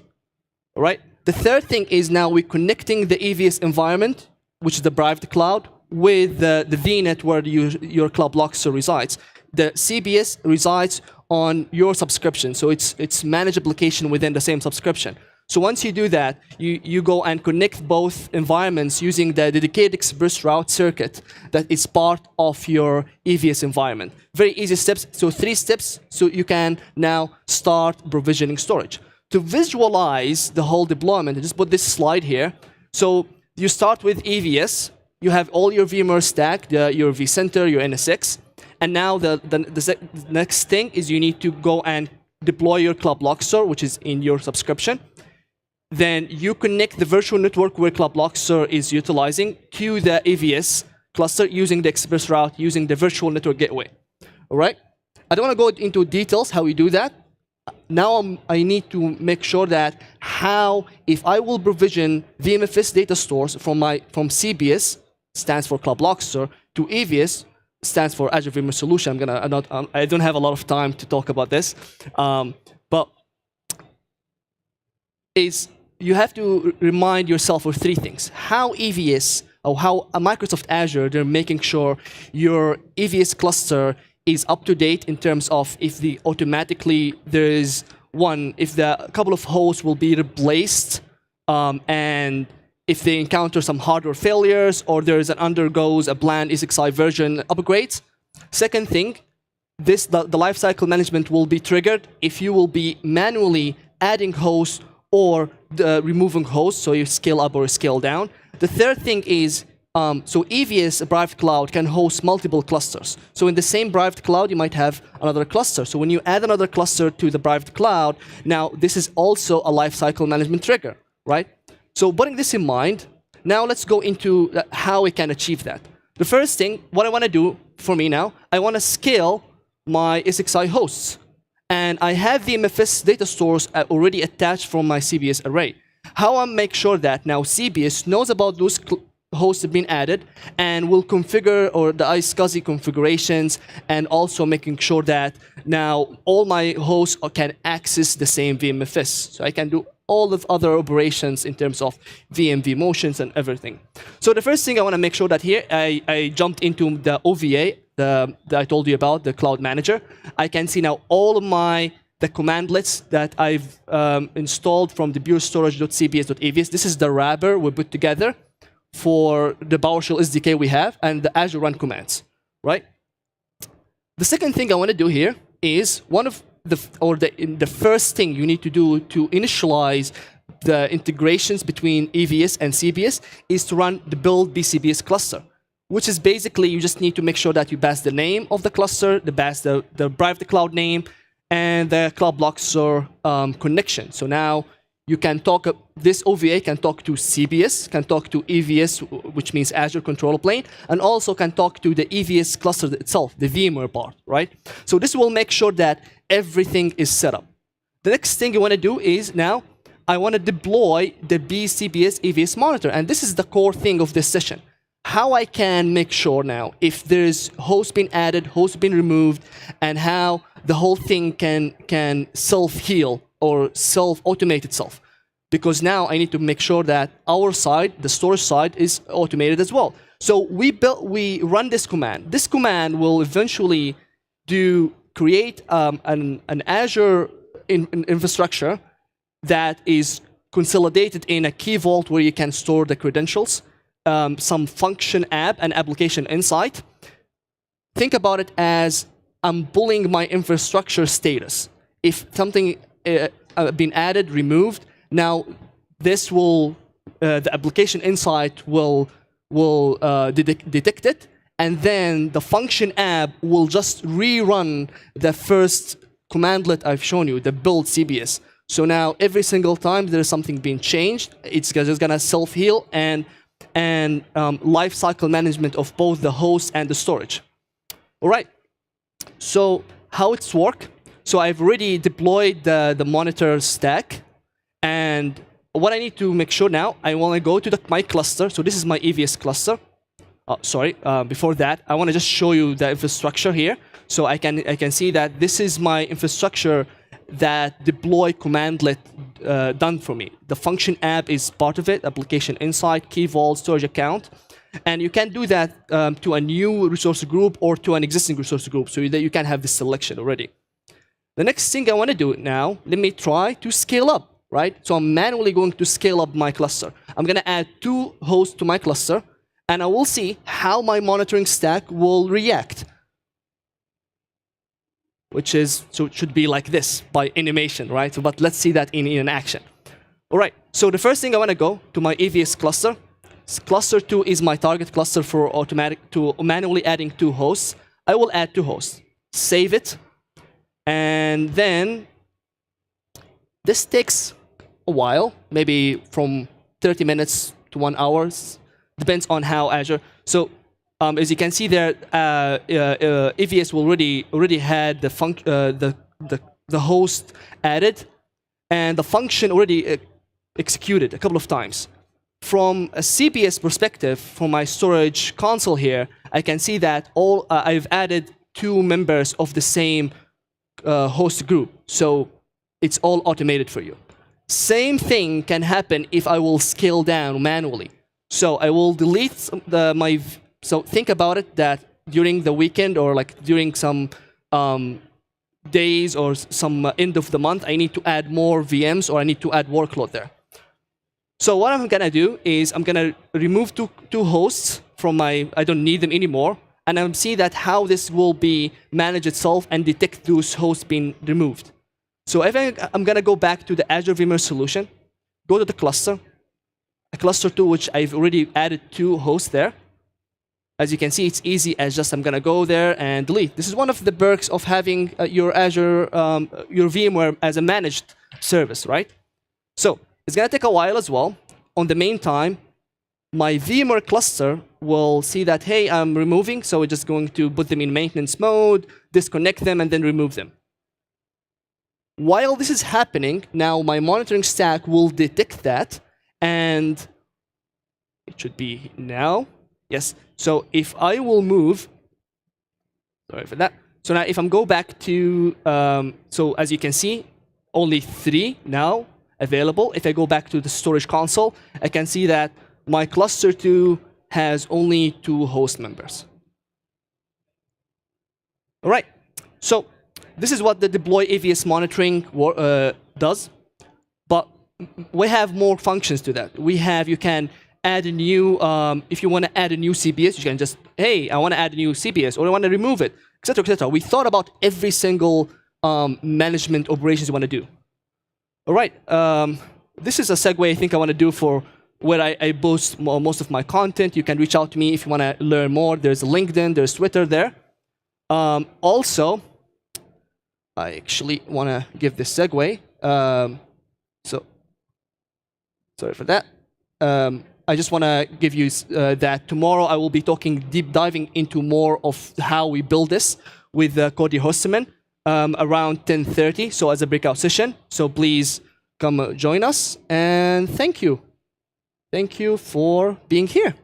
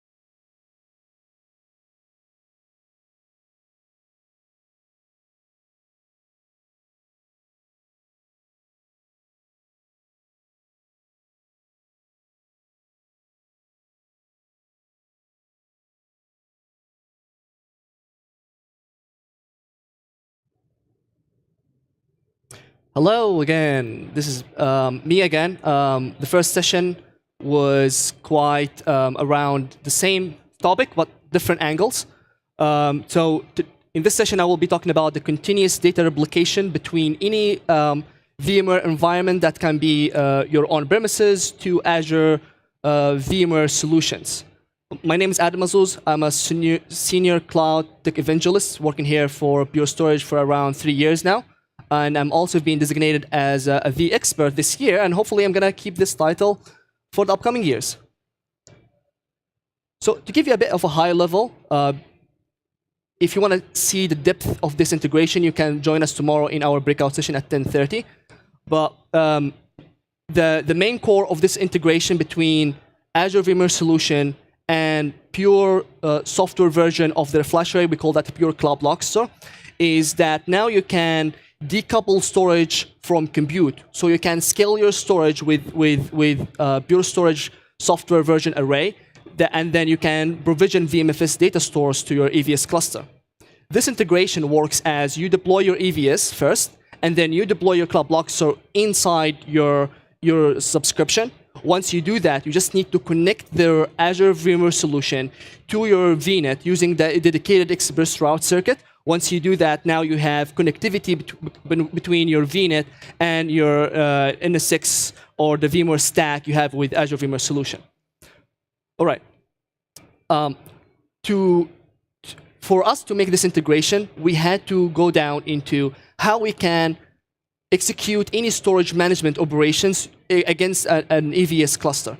This needs root privileges. So what happened is we looked at Azure. We worked with Azure to build some run commands or modules that can run command in Azure. It's just a collection of PowerShell commandlets that can enable a user to elevate their privileges to administrative or root, right? So to do that, we work with them to build this Azure EVS management VMFS generic module.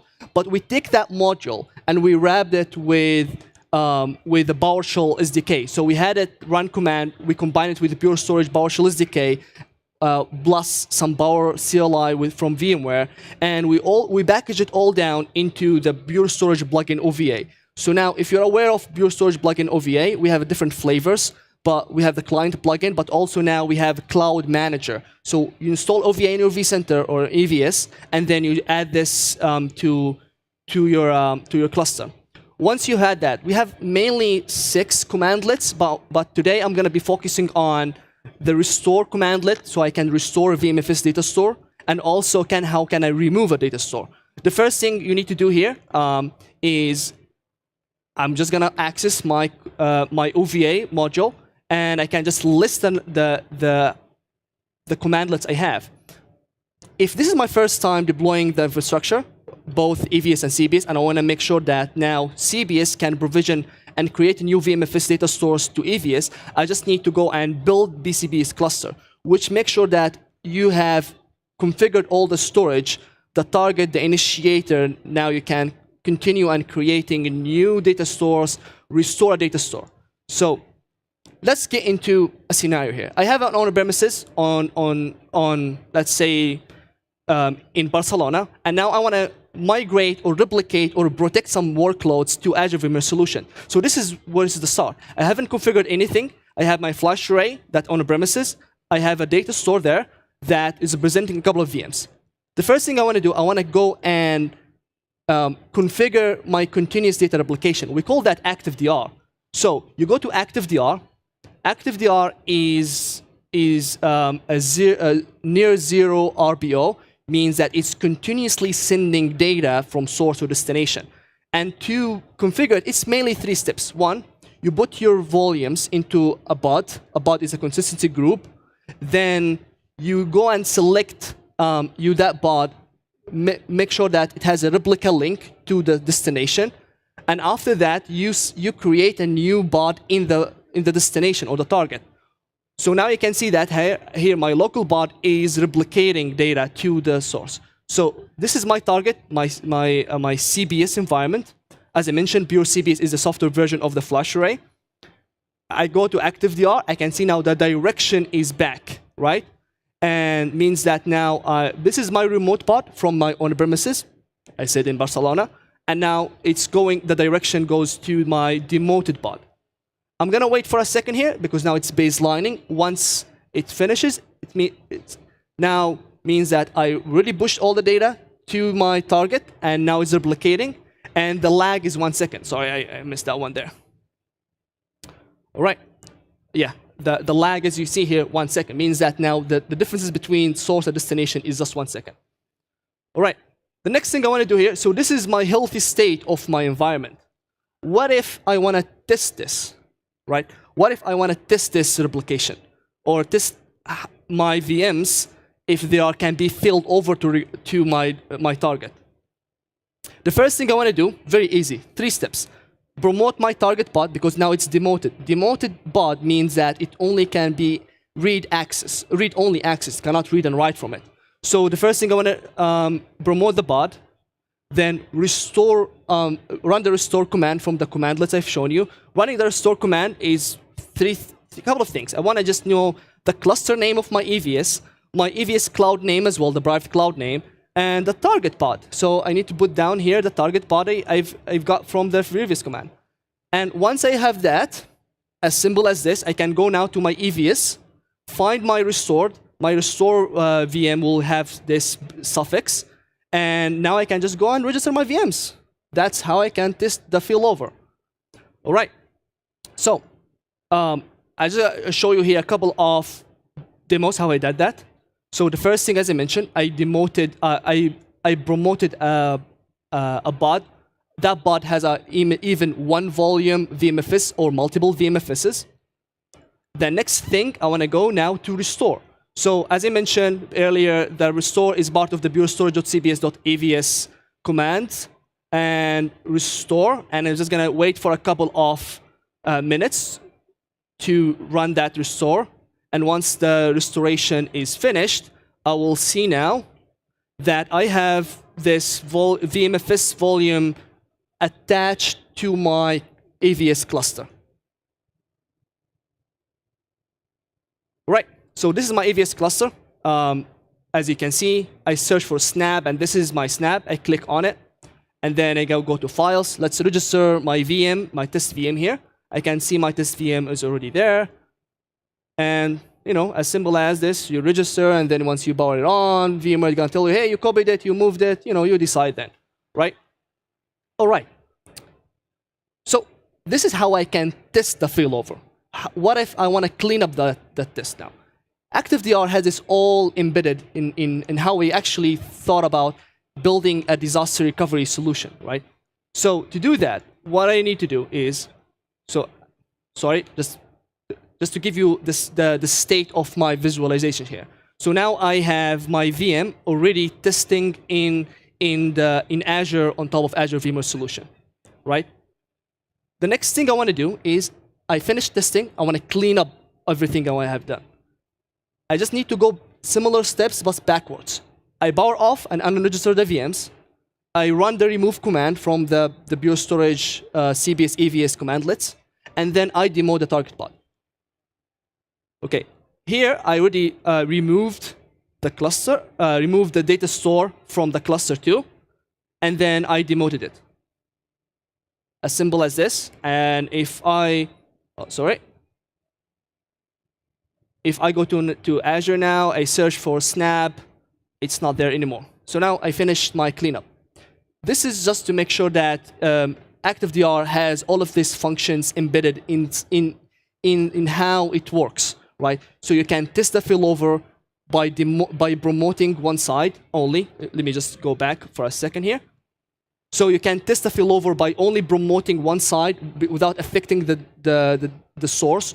So if you do that, the source keeps sending the data, right? Once you demote this, the direction of is going to continue, and then what you need, and it's going to bring up the latest data from the source. If you really want to fail over, or you have a planned or unplanned failover, or something happened to the source, means that you just need to promote, and you will see the latest data there, right? And if you want to reprotect, you just need to reverse this to demoted, and now the direction will be going the reverse. And all of this just with executing 3 commands to do all of this workflow. All right, I'm almost on time, but just to give you 3 things to remember out of this session, right? The first thing is, with Azure VMware solution with ActiveDR, now you can protect your mission-critical workloads. With near zero, you can, as you saw that the lag between both was just 1 second. Second thing is ActiveDR, setting up ActiveDR or the continuous data replication engine we have with Pure Storage is as simple as create the pod from in the source. Second, move the pod move the volumes to a pod, and then set up the replication link. Last thing is you can have the ActiveDR has everything in one command, right? So you can test, failover, reprotect, everything all together. Again, this is a segue where you can reach out to me if you want to ask any questions. There's a LinkedIn, Twitter, whatever you're going to call it, X now. And also tomorrow I will be talking, me and Cody Hosterman, in a breakout session about the whole integrations. We're going to deep dive into how it really works, why it means, why we have done it in the first place. And also tomorrow I'm going to be doing another session here in VMTN about PowerShell SDK for vVol, backup PowerShell SDKs for vVol-based Windows environments. I will be joined by Tony and Mark, some non-made-up characters I've made. And thank you. Thank you so much for your time here, and hope to see you tomorrow.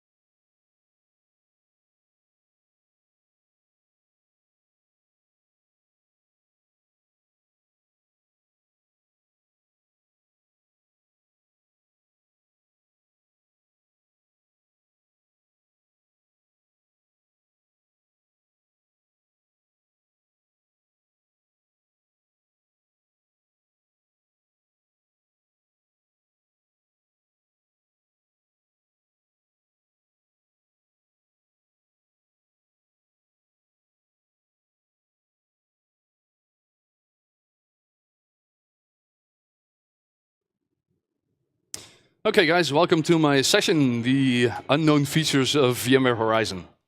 So first, I'm going to have you read something, because we all need a disclaimer, right? I'll give you a moment to read this. And big thanks to that guy standing over there, because it's actually his. If there's anything you want to share with me, just do. If there's anything in the slides you want to use, please do. That's basically it. All good? All right, I'll just wait a few seconds until the last people are in, because there's even more coming, apparently. All right.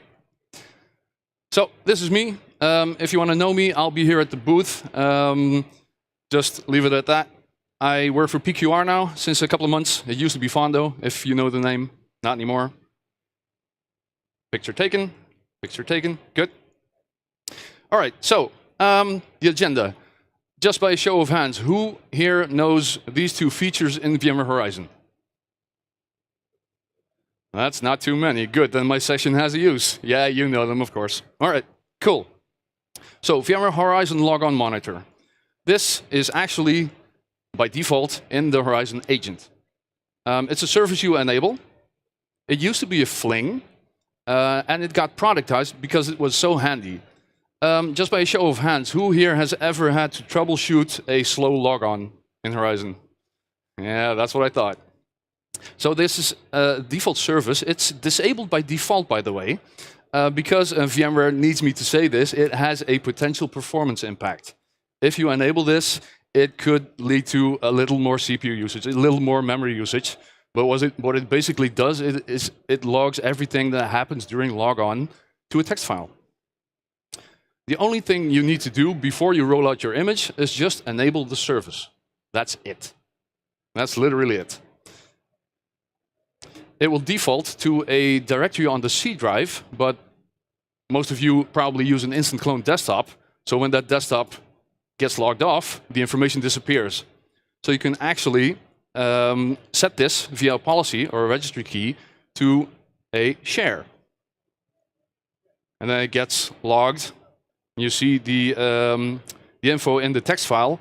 It shows the user, it shows the exact time of logon, the date, and so on. So you can actually do something interesting with this data. And what it shows you is a lot of components, like the profile, like VMware UEM. This is old. This is VMware Dem now, obviously.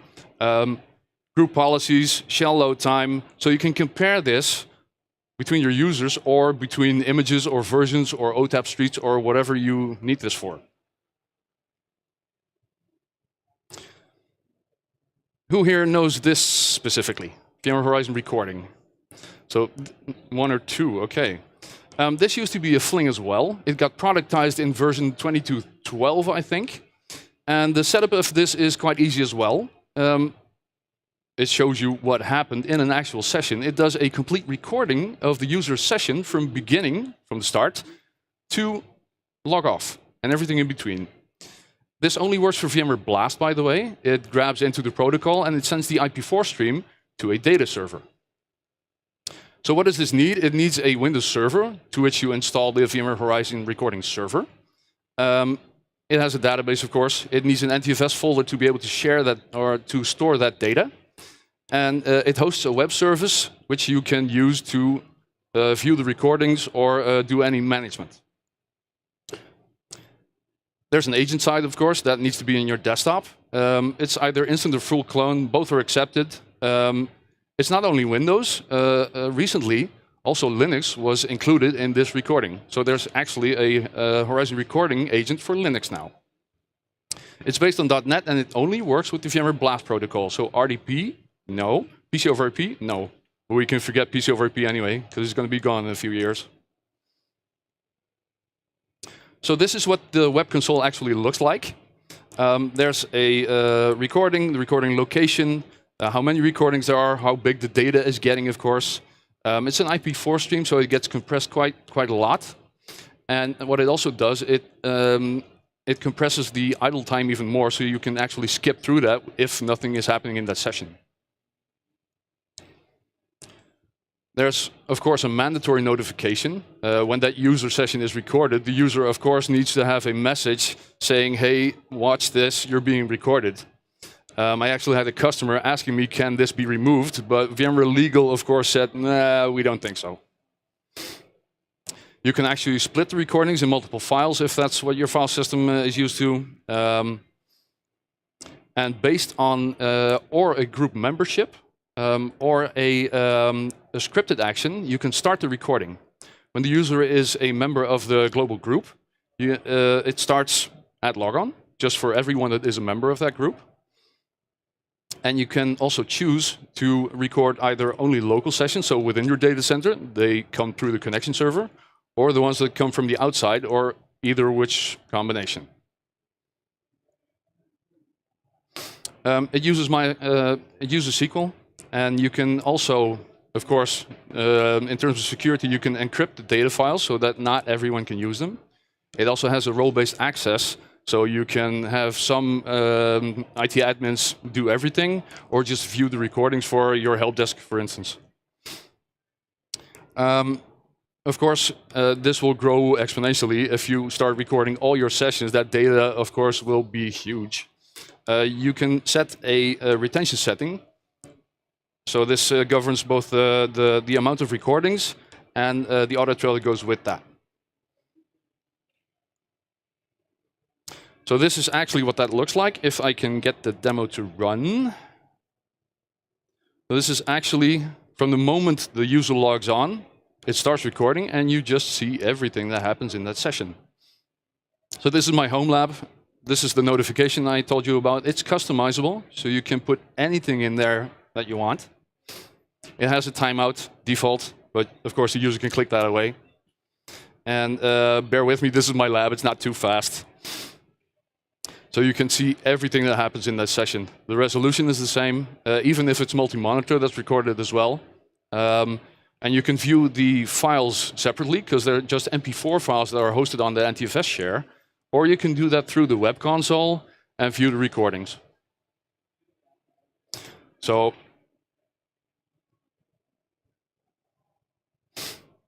as I said, this is my lab. And everything I do, I'm going to start a program, do something in that program, which is then viewable by everyone and everything. Yes, I'm being recorded. Come on, lab. Come on. Oh, there it goes.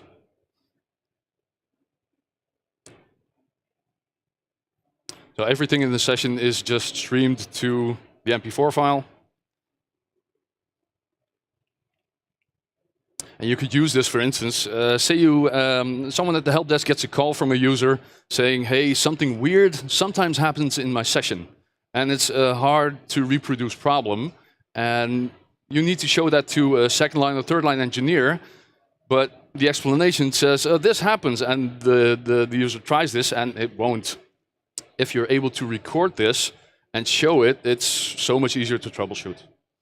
So what you could also do is, the question I got from a customer is, when something weird would happen, say there was an external party doing something on your system that looks kind of funky, you could, of course, based on a scripted action, say, okay, this weird thing is happening, please start a recording, and that way you have some auditing of what actually happened in that session, in terms of security or whatnot. So one thing I want to grab your attention to, you all know the term VMware Flings, I presume.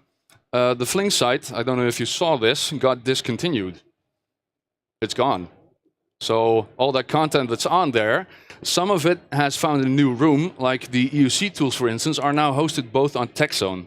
So if you're looking for Flings that were there for a reason, you can now find them there until some new home will be found, and it's not clear yet, so we'll have to see.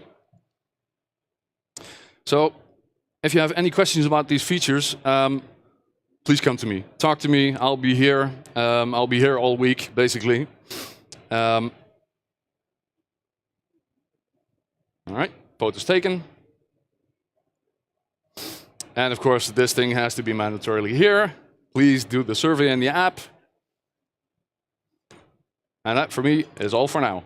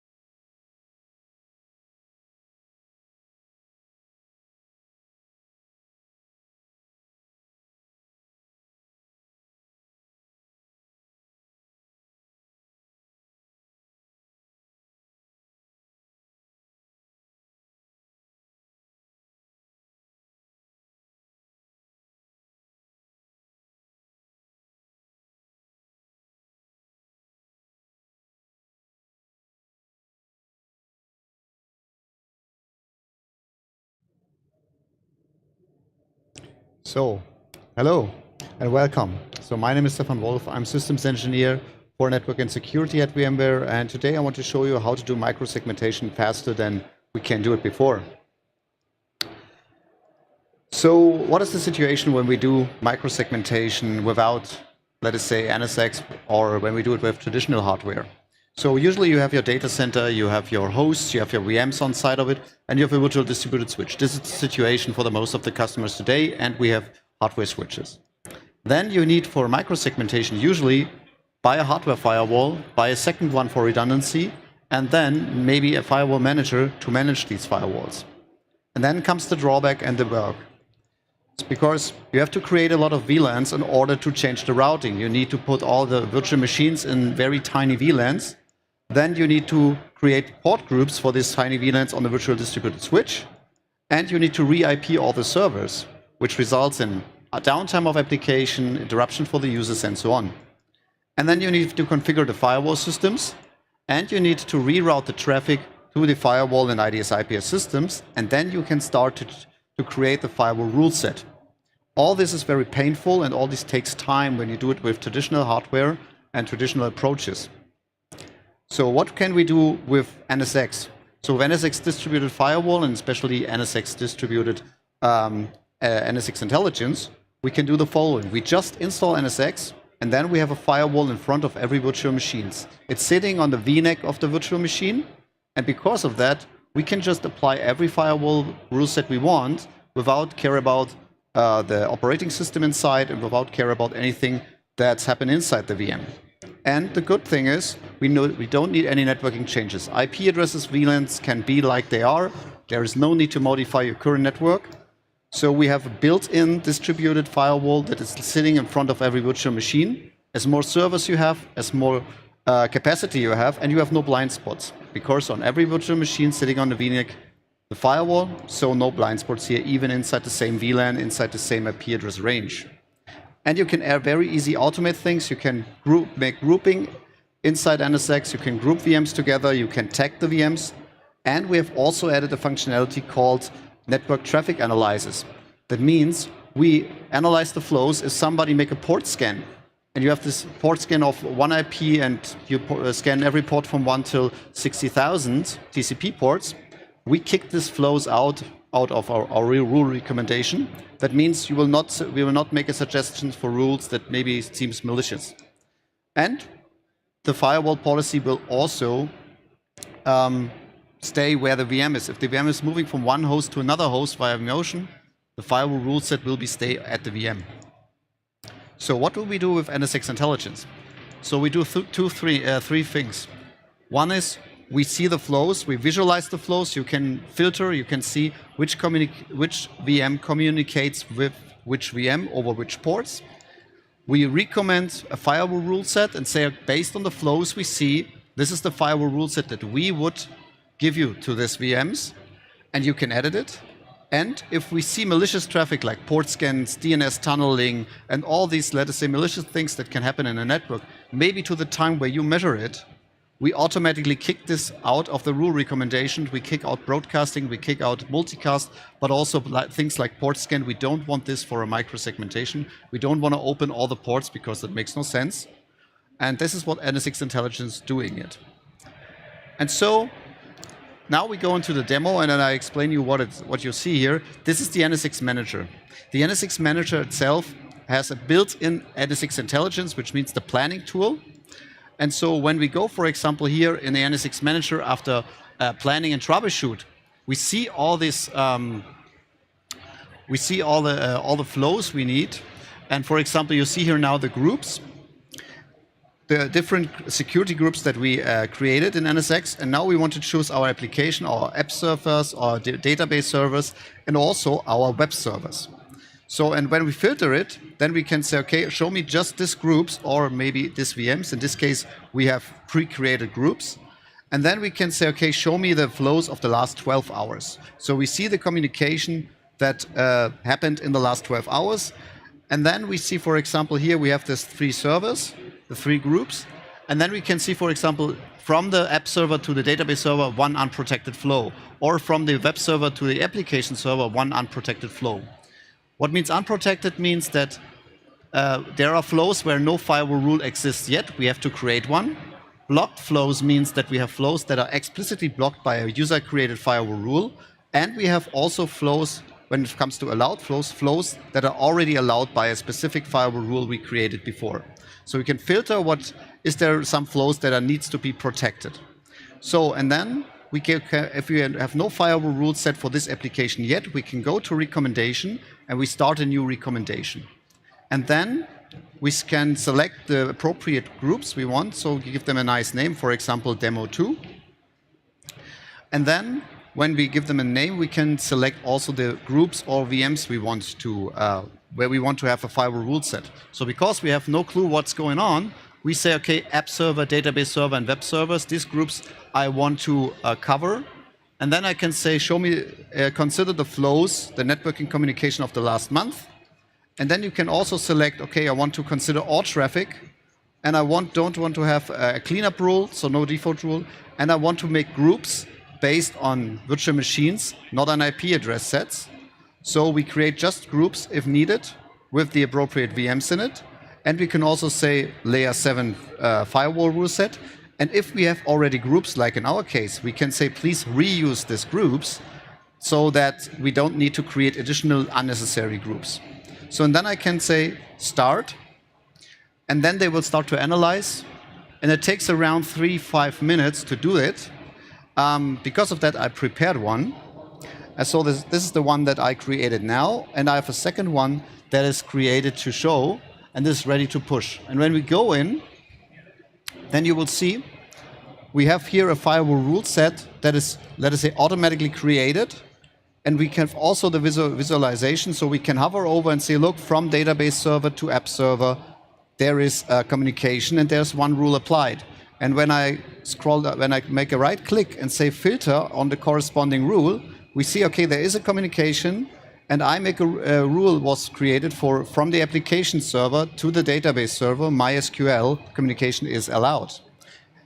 And then we can also remove the filter and drive in all the other rules I created. So you can scroll down, you can edit it, you can delete rules, edit rules, rename rules, and rename the groups, whatever you want.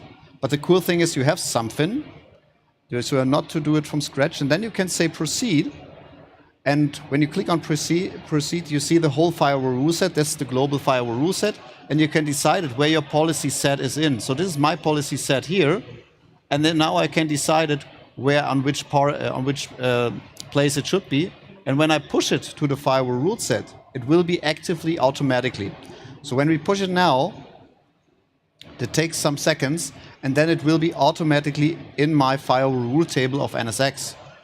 So with this, it's much more easy and faster to bring it in the firewall rule set. You can now expand it. You see all the specific firewall rules we created, and they are now active in the firewall rule set and active for the appropriate VMs. So, how to get NSX intelligence? So we have created a new edition for NSX because customers say, hey, I like NSX technically, but it is too expensive. I have so many features in. I just want to start with microsegmentation. Around 80% of our customers say, hey, I just want to start with microsegmentation, not more. And that's the reason we created a new edition called NSX Distributed Firewall, and is exactly in what we want. Distributed Firewall, the NSX intelligence that you see, which is a built-in functionality, and log inside to analyze the firewall logs. And we have additional security additions. For example, distributed firewall with threat prevention, which means we added distributed IDS IPS. Same functionality from scaling perspective. So with every new host, you have new capacity for IDS IPS, new capacity with a host with firewalling. And we have also the biggest one, the advanced threat prevention, where you can have cloud sandboxing, where you can analyze the traffic, malware detection of network level, network detection response, and also network traffic analysis. And what we also have is if you have maybe, for example, NSX Enterprise already in your data center with NSX Enterprise Plus, you are also entitled to use them. So if you have already NSX Enterprise Plus, maybe some licenses here and there, you can use NSX Intelligence. It's already in. Good. And if you are not sure where you are in your NSX journey, maybe you have no edition at all or some other editions, it's no problem. We have an upgrade path from every situation wherever you are in your journey. And if you don't have the distributed switch license in your vSphere, no problem. If you buy NSX, the host is entitled to use distributed switch, vSphere distributed switch. So it comes with the license. So everything you need is in the NSX license contained. So if you have any questions, we can do it offline after the session. I'm here the full event. So if you want to contact me, you can even write me an email or text me. Yeah, and thank you for your attention, and bye-bye.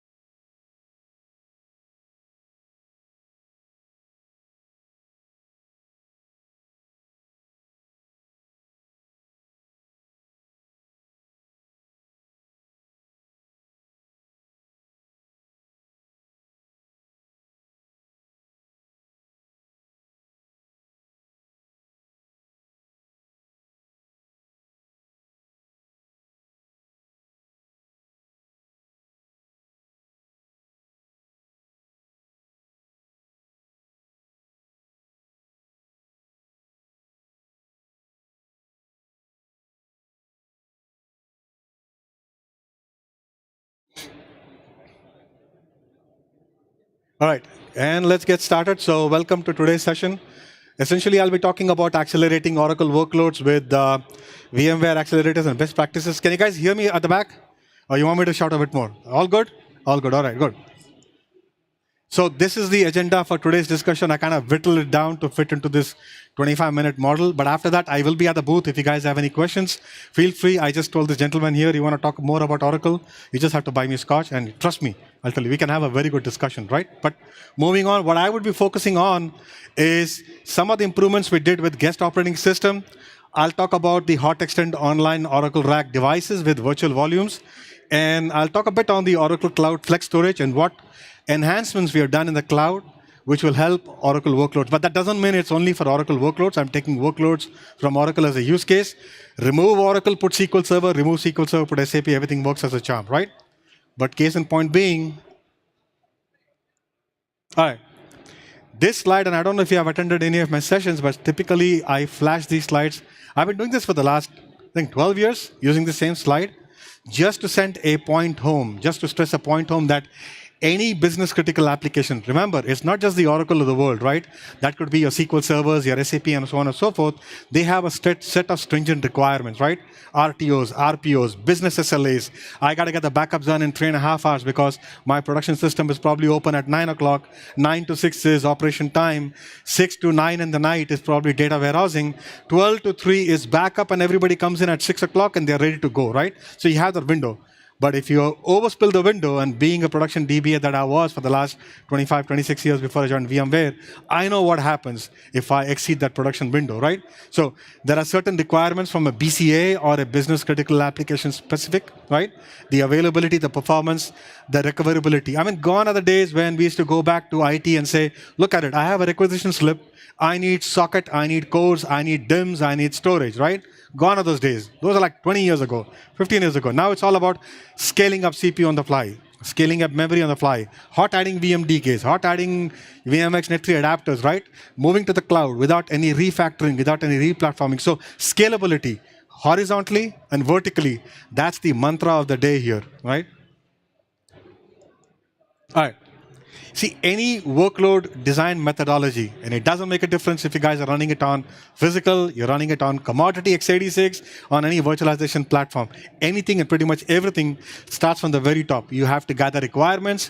You have to make sure that you sell it to somebody, right? Because somebody has to open up the purse string and say, sure, why don't you go over the project? Then you need to understand the current environment constraints. Because if you don't know what issues you are facing in the current environment, how would you then fix it in the target environment, right? And at some point of time, and that's the most critical part, the DB workload measurement, right? You have to know the nature of the beast if you want to control it. Because if you don't know the IOPS, CPU, memory, and disk utilization, how would you size it up, right? And sizing is not like, licking your fingers, sticking up in the middle of the air and say, I think on the physical servers we had 2 socket, 18 cores. So when I go to virtual, I'll have 36 vCPUs. Seriously, who told you that, right? Did you guys do some analysis? Did you do any kind of science project to figure out that 36 physical CPU cores is worth 36 vCPUs? Probably, and probably not, because your target servers could have higher clock speed. It could be, the newer and the faster servers, so you don't need that amount of physical cores to sustain your workload. So, case in point being, workload measurement, number one, numero uno, right? At some point of time, you guys have decided, okay, those are my 4 quadrants, CPU, memory, disk, and network. Let me do the migration. Now, your migration could be from, let's say, Exadata, physical x86, right? Or even the big Indian systems, right? The Solaris, the AIX, the HP UX, where you have to do a block format change, move it to x86. You got to figure all of that out. Once you do that, support and licensing, right? Talk to me about Oracle licensing after the session, right? Licensing, that's very important. Then I need to have design considerations. Those are your best practices. You don't want to come up with vCPU configurations like 1, 3, 5, 7, and 9 when your servers are NUMA, right? You don't want to pick anything from thin air. You want to size it correctly. You want to have backup and recovery. You want to have HA, DR, monitoring, tuning. But if anybody in the audience can stand out and say, I got to do this for VMware. No. This is the same thing that you would do when you move from x86 to x86.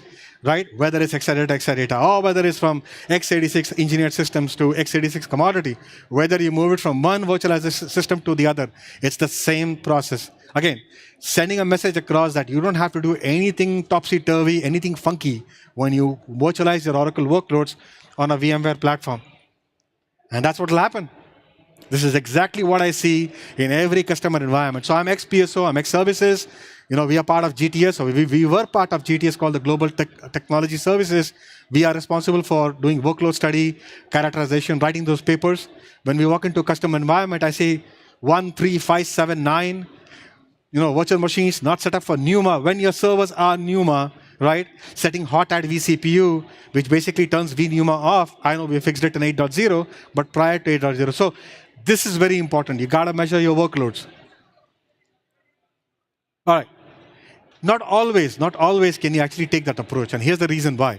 Your use case could be, my CIO, my director basically told me, I got 15 days, I got a month.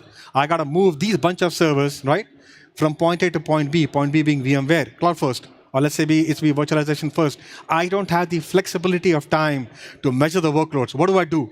In that case, quick and dirty, use VROps or use live optics, right? Or essentially have an estimate of your vCPU, memory, disk, and network, right? Wherein you move it to the physical architecture. See, there are pros and cons to every approach in life. The pros to that, it's the fastest. You don't have to worry about it. What's the cons? 6 months down the line, you go back and you start looking at VROps. Oh man, I bought 1,000 servers from this particular vendor of choice, but look at it. I hardly need 400. What do I do with the other 600? I got to think of it. See that? You now have wastage of servers.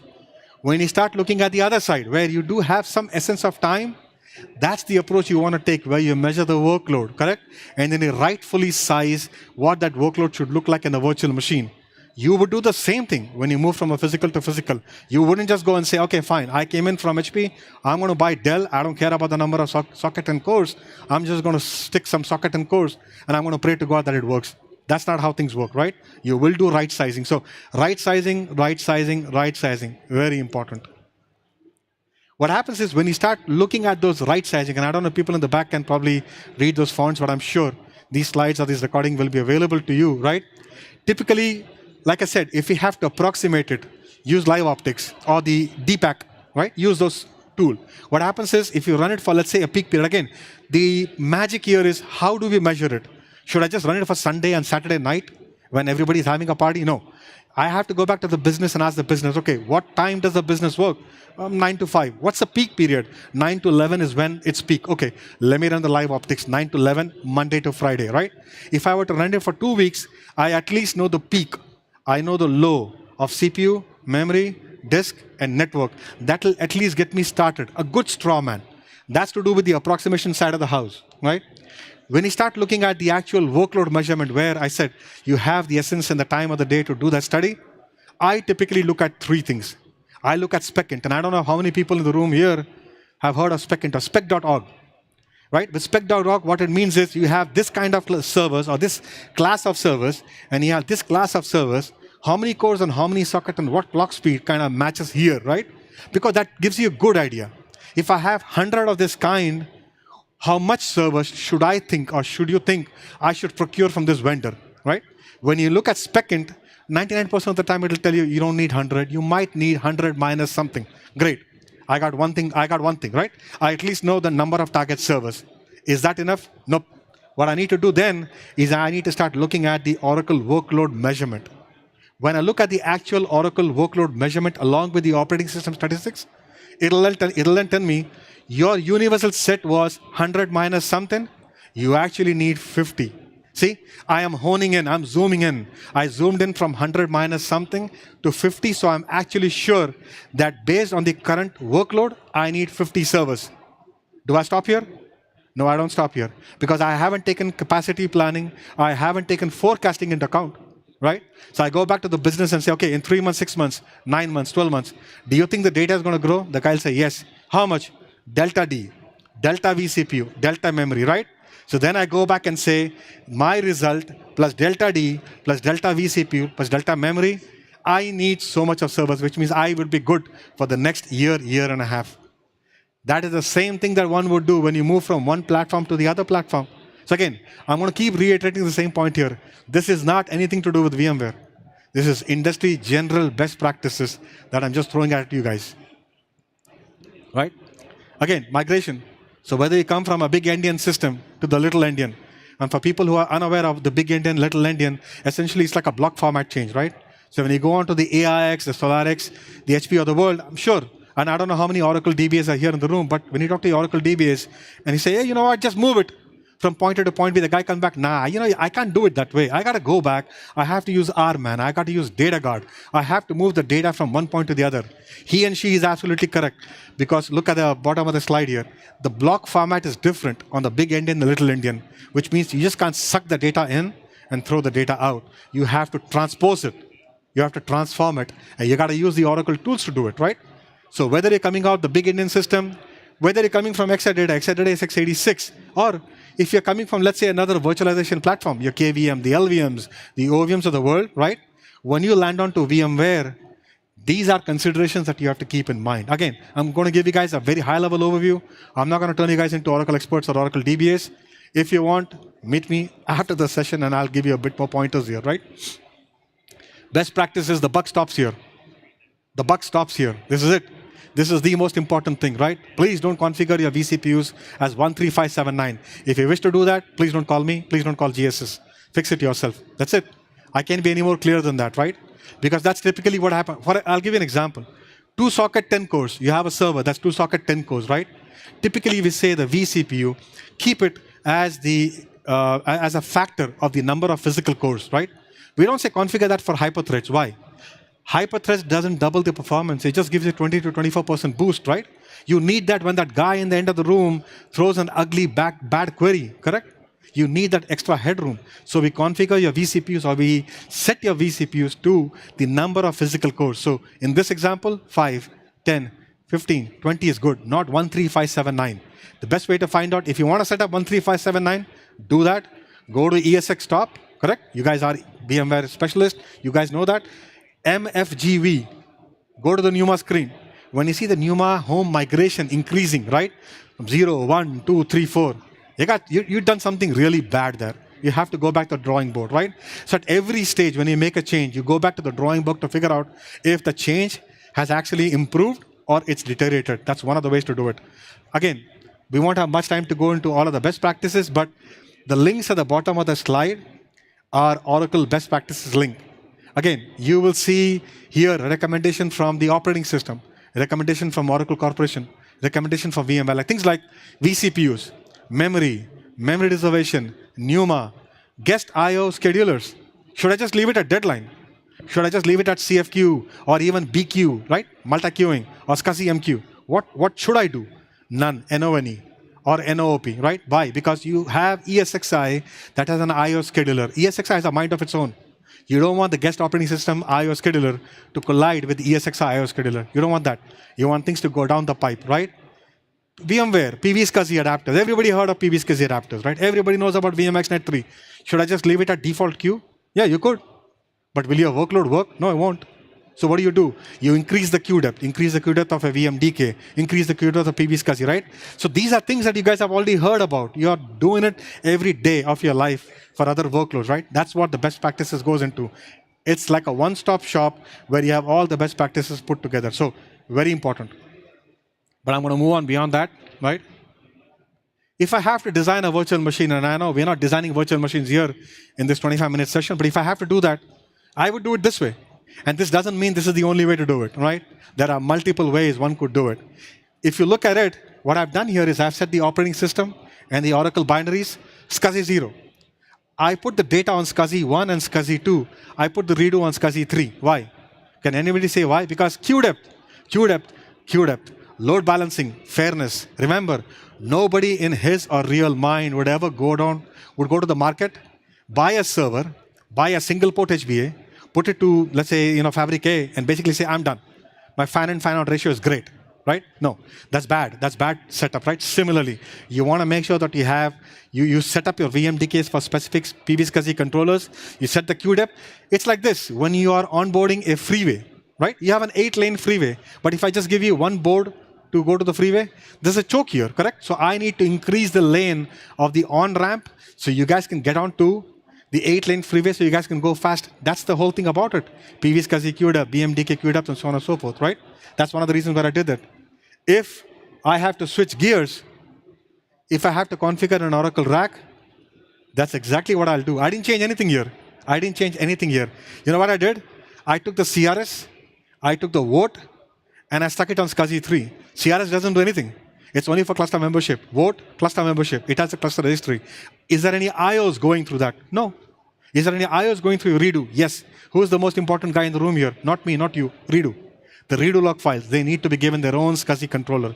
You give them their own SCSI controllers. How about my backups? How about my FRA, my flash recovery area, which is archive log and backup? This guy, because OS doesn't do anything. There is no IO going through OS. There is no IO going through your grid infrastructure binary mount. Nothing goes through that. This guy is doing nothing. So I stuck the archive and the backup here. See what I've done? I have basically done it from a load balancing perspective. Again, one way to do it. You guys can design it in another way. The design for this comes from your workload, not from me or not from you. It comes from your workload. When you run your Oracle AWR, and I don't know how many people have heard of Oracle AWR, Automated Workload Repository. See, what happens is, think of it, every intelligent system in this world, every intelligent system in the world takes snapshots of itself, right? You know Linux operating system, right? So Linux will take snapshot. That's why when you go and do SAR -F, you run a SAR 5000, it tells you, right? CPU utilization for every 10 minutes. See, Linux does that. Windows does that. Similarly, in the Oracle world, the Oracle database, if we have the diagnostic pack, that's to extract all these reports, but the Oracle database will take snapshot of itself. The default is 60 minutes. Every hour, the Oracle database will say, take a snapshot, take a snapshot, take a snapshot, right? If I were to walk to you, and if I say, okay, 9 to 10, tell me, can you tell me what was happening in the database? The DBA says, I got it. I'll just run the report from 9 to 10. These are the batch SQLs that were running. This guy ran a batch SQL and something happened here. I can use it for performance tuning. I can use it for troubleshooting, right? That AWR is that double-edged sword. That's what will help you to determine, do I need to put my data, my temp and undo on the same VMDK, on the same PV SCSI controller, or can they go on the different, right? I'm sure you'll do the same for SQL as well. You will do the same for SAP or Java or any other workload. This is no different here. My bug doesn't stop here because all I did was I just designed a virtual machine. I came up with a couple of PV SCSI controllers on VMDK. I just ported my data, but I gotta test it, right? I gotta make sure things work. If I don't make sure things work, how can I go back to my DBAs and say, hey, here you go, this kingdom or this castle is not gonna crash. I gotta test it. What do I use to test it? Again, the best way to test it is the real application workload. There's nothing as good as that, right? But it's expensive. There's a tool from Oracle called RAT, and I'm not Oracle, I'm not trying to sell you guys anything here, but there's a tool from Oracle called RAT, Real Application Testing, where it captures all of the SQLs and replays it. That's the best you can do.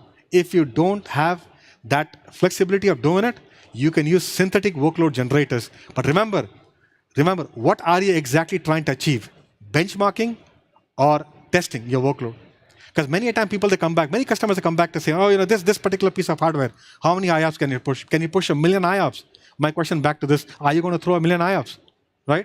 It's like you going to a dealer and saying, give me this biggest and the baddest car that you have, right? The Ferrari or the Lamborghini. And the guy's like, where are you going to drive it to? Oh, just the grocery store. Seriously? You want to take a Lamborghini to a grocery store? You can. I don't have the money, but you could if you want to. You see what I'm saying, right? It makes no sense to do benchmarking, where at the end of the day, all you want is workload measurement, right? Because we hear benchmarking from the industry, but that's not what real workloads are. All right, accelerators. So I think I probably need another slide once we go to another version of ESXi, because we have been going by leaps and bounds, right? I just throw this slide here just to show you guys that we have been increasing our vCPU, memory, our disk, our limits, right? From different version to different versions here. These are so many features that we had for business critical applications. Starting 6, I cheated, I didn't put 5.0, I should have probably put 5.0 here, right? But I'm sure most of you guys would either be on 6 or probably on 7 and going over to 8. And if you look at 8.x, look at all the stuff that came out for business critical application. Again, Oracle, it's not specific for Oracle. It's specific for business critical application. Oracle can take advantage of any of those, features, right? If you're running Oracle RAC on vSphere, look at all the enhancements we've done since Oracle 5.0 days. We come a long way here. Every release, we made sure we have something for the workload. Because at the end of the day, nobody buys vSphere or nobody buys any cloud because it's beautiful. No, you buy it because you want to run workloads. That's why you buy platform. That's why you buy infrastructure here, right? All right. So I think I have like 7 minutes. I probably should be able to cover a bit more. But this is important, right? And I don't know how many of I am assuming most of you guys are Linux guys, right? So what happens is when on Linux, when you go to, let's say, a particular disk, you start looking at the disk. There's a parameter called max sector KB, right? That's how much I/O I can push on that particular disk, which is a VMDK at the end of the day, correct? And what happens is there's another parameter called max hardware sector KB. That's set on the driver level. That's what the hardware vendor basically says. Die cannot push more than that. You cannot push more than that. Unfortunately, what's happened is we haven't been able to expose those metrics to the guest operating system. So right now, I can go, if you go right now to if you go to RHEL 7, go to OEL7, SUSE Debian, do a go to ET, what's that? sysclass block, right? If you go to the particular device, you go to NRQs, or you go to this particular file, you cat it, you will see this is set to 32767. 32767, which essentially is 32 megabytes. What happens is, right, now you get a false sense of security. Wow, I can push 32 megabytes on an I/O, right?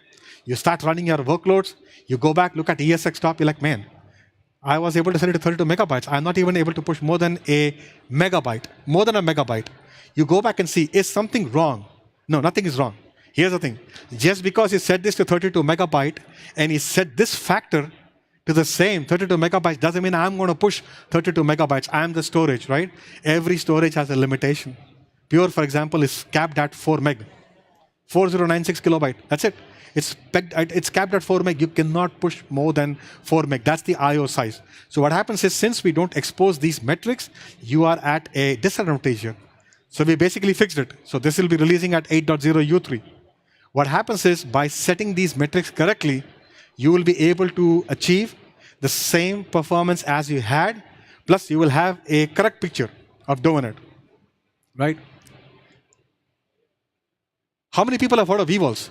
I mean, there are a lot of sessions here. There's a session that Jason will be doing. I think I have a session with Jason right after this, maybe an hour later, where we talk about virtual volumes. But in a nutshell, let me tell you, if you're looking for a solution at the end of the day, it's vVol. I don't want to say anything more than that. If you're looking for a solution for your workloads, at the end of the day, it's virtual volume. How many people love RDM? Let me look at all the RDM lovers here. No. How many people have heard of DBS coming and asking them for RDMs? Everybody. Oh, give me an RDM, give me an RDM. Me, right? Right? Can you give an RDM to a guy, to an Oracle guy? He'll say, give me a 5 gig for the redo, give me 10 gig for the data. I want another 10 gig for the undo. You see that? You see what I'm coming with? The number of SCSI slots. I'm eating up a lot of these SCSI slots. And then when you reach 512 or 1024, you say, sorry, dude, I have no more RDMs to give you. I got to go give you another cluster, correct? That's vVol. vVol solves the problem. You talk about noisy neighbor, vVol is nothing but an RDM at the end of the day, right? So in this case, if you're looking at having your cake and eat it too, air quotes, that's vVol. vVol basically solves your thing. I understand that the storage vendors basically have to get vVol on the storage area, but when you go back home, talk to your vendors. There are a lot of use cases. The vVol session that I have will go more into depth in that. But from a performance standpoint, people said, okay, that's great. vVol is great. Can you show, or can you tell me it actually beats VMFS performance? Yes, it's an RDM. It's an RDM. I don't have the overhead of VMFS. I don't have the overhead of VMFS. So that's what I did. I had 2 VMDKs, right? And 1 VMDK, PV-SCSI controller, all best practices, set up on VMFS, run my slob. I don't know if people know what slob is, but set for silly little Oracle benchmark, written by Kevin Clausen, a good friend of mine. The only thing it does, it sends I/O, right? And what I did here was I basically set the Oracle SGA to 32, which means I am pushing a lot more I/O from the Oracle database down to the disk. And the numbers I got from vVol, they were great. 78K versus 70, 78K versus 70, right? So I am getting performance from a vVol, right? Again, if I had to do 2 VMDKs on PV-SCSI, my performance numbers increases here. And at some point in time, so till now we saw performance improvement on the guest operating system, because there's a lot of fixes that engineering is going to do. We saw vVol versus VMFS, and you saw me advocating vVol, and you'll probably see me advocating vVol in the next session after this, right? But if at some point in time people go to the cloud, right? Many people have heard of the Cloud Flex storage, right? Everybody have heard of Cloud Flex storage. The, what's that? The smart cloud, or what is that? Scale out. The scale out file system, where essentially you are able to scale out on the fly here. Question back to you guys. Is the performance good? Is it bearable? Or is it really good? It comes very close to vSAN. It comes very close to vSAN. And this is what I want to take some time and talk to you about, right? So we had a 4-node VMC cluster, i3 Metal, ESX 8.0, so it's not on the old platform. What again we did was, that was the latest and the greatest Oracle version, 21.5, ASM storage. We ran it with 2 custom policies. Because I think like a DBA, right? I'm a paranoid guy. I think like a DBA. How about we set OSR equal to 100%, right? Object space reservation, 100%. Let me make sure I have no RAID, no mirroring.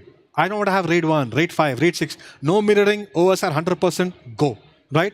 So we ran this workload for archive log, for backup, and for test databases. We did the same thing using just the default vSAN policy. Just look at the numbers here. The difference between what we did for the custom policy versus the vSAN storage policy on vCloud Flex, that was a 4.1% difference, which means, yes, you could run your databases on smart cloud file system. You could do that. Question back to you. Does it mean that, yes, are you asking me to run my production databases on that? No. Because at the end of the day, the workload profile determines where it has to land. Production databases, vSAN, right? Because that's your tier 1 databases.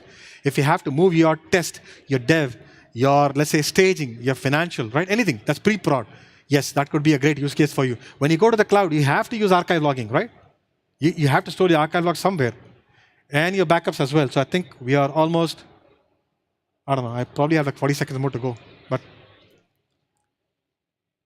if there's anything you guys want to take away from this 25-minute blazing talk, but I don't know if you guys got a lot of what I said, right? But I will be available at the booth. That's just one link here. Pretty much anything that we produce, right? From a workload perspective, licensing perspective, best practices, things to do, things not to do, technical blogs, everything can be found here. But I think I'm at the end of the session here, and he's basically going to kick me out if I don't move out from here. But thank you. Thanks for coming. I will be again available at the booth, right, all day tomorrow, right? Come talk to me, and I'll be looking to have a discussion with you, sir. All right? Thank you.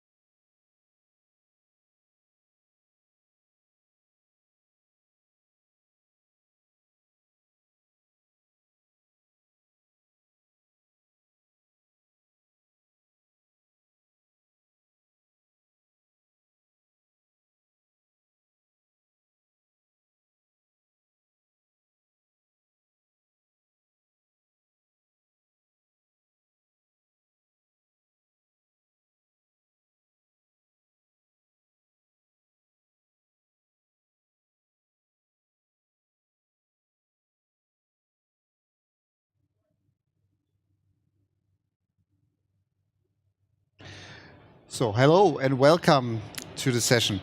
My name is Stefan Wolf. I'm Systems Engineer for Network and Security at VMware. And today I want to show you how to migrate apps from any cloud to any cloud. So the problem that VMware has today with migrations is not that we not have the necessary tools. We have it. We have a lot of tools, and that's the problem. We have too much tools. We have assessment tools like DICE, like LiveOptics. We have the VMC Sizer. We have Excel sheets. Then we can make app discovery with Network Insight, or now it's called ARIA Operations for Networks. And we also can do the migration with HCX. So we can live migrate the VMs from one cloud to another. And then we can monitor it and rebalance it with ARIA Operations, or which is previously called vRealize Automation, vRealize Operations. So let's go to a little bit deeper in the single components, and then we come to the solution how we can solve this whole bunch of tools and how we can orchestrate it. So with ARIA Operations for Networks, we can do app discovery. So what happens is, you have, for example, your data center, you have your ESXi server. On your ESXi server, you have your VMs running and your vCenter. What we do is, we configure the virtual distributed switch and send NetFlow data over to ARIA Operations for Networks. So this NetFlow data, IP fixed data, which VM communicates with other VMs over which TCP ports, etc. This data will be analyzed from ARIA Operations for Networks. And then we can say exactly how this web server, these 3 web servers communicate with this app, and this app server communicates with this database servers. And then we group them and knows this VMs belongs together. This is one application, for example, SAP. And then what's happened is this groups that we built it, for example, for the 6 VMs we had, and we know that this is SAP, can we then import into HCX, and HCX then is doing the migration. So how we do the migration with HCX. So with HCX, we have here the source data center on this side. We have the VMs. We group them, so we know this is the SAP. This is SAP, contains 6 VMs, and then we start to replicate the data over. We replicate the data, hard drive, memory, and CPU cache. And when we synchronize it, we can define a switchover, for example, Saturday night, 12 o'clock. When this point is reached, then we make the switch over, and the VMs will be all at the same time active on the other side. And so we have the migration done for the, for example, SAP application.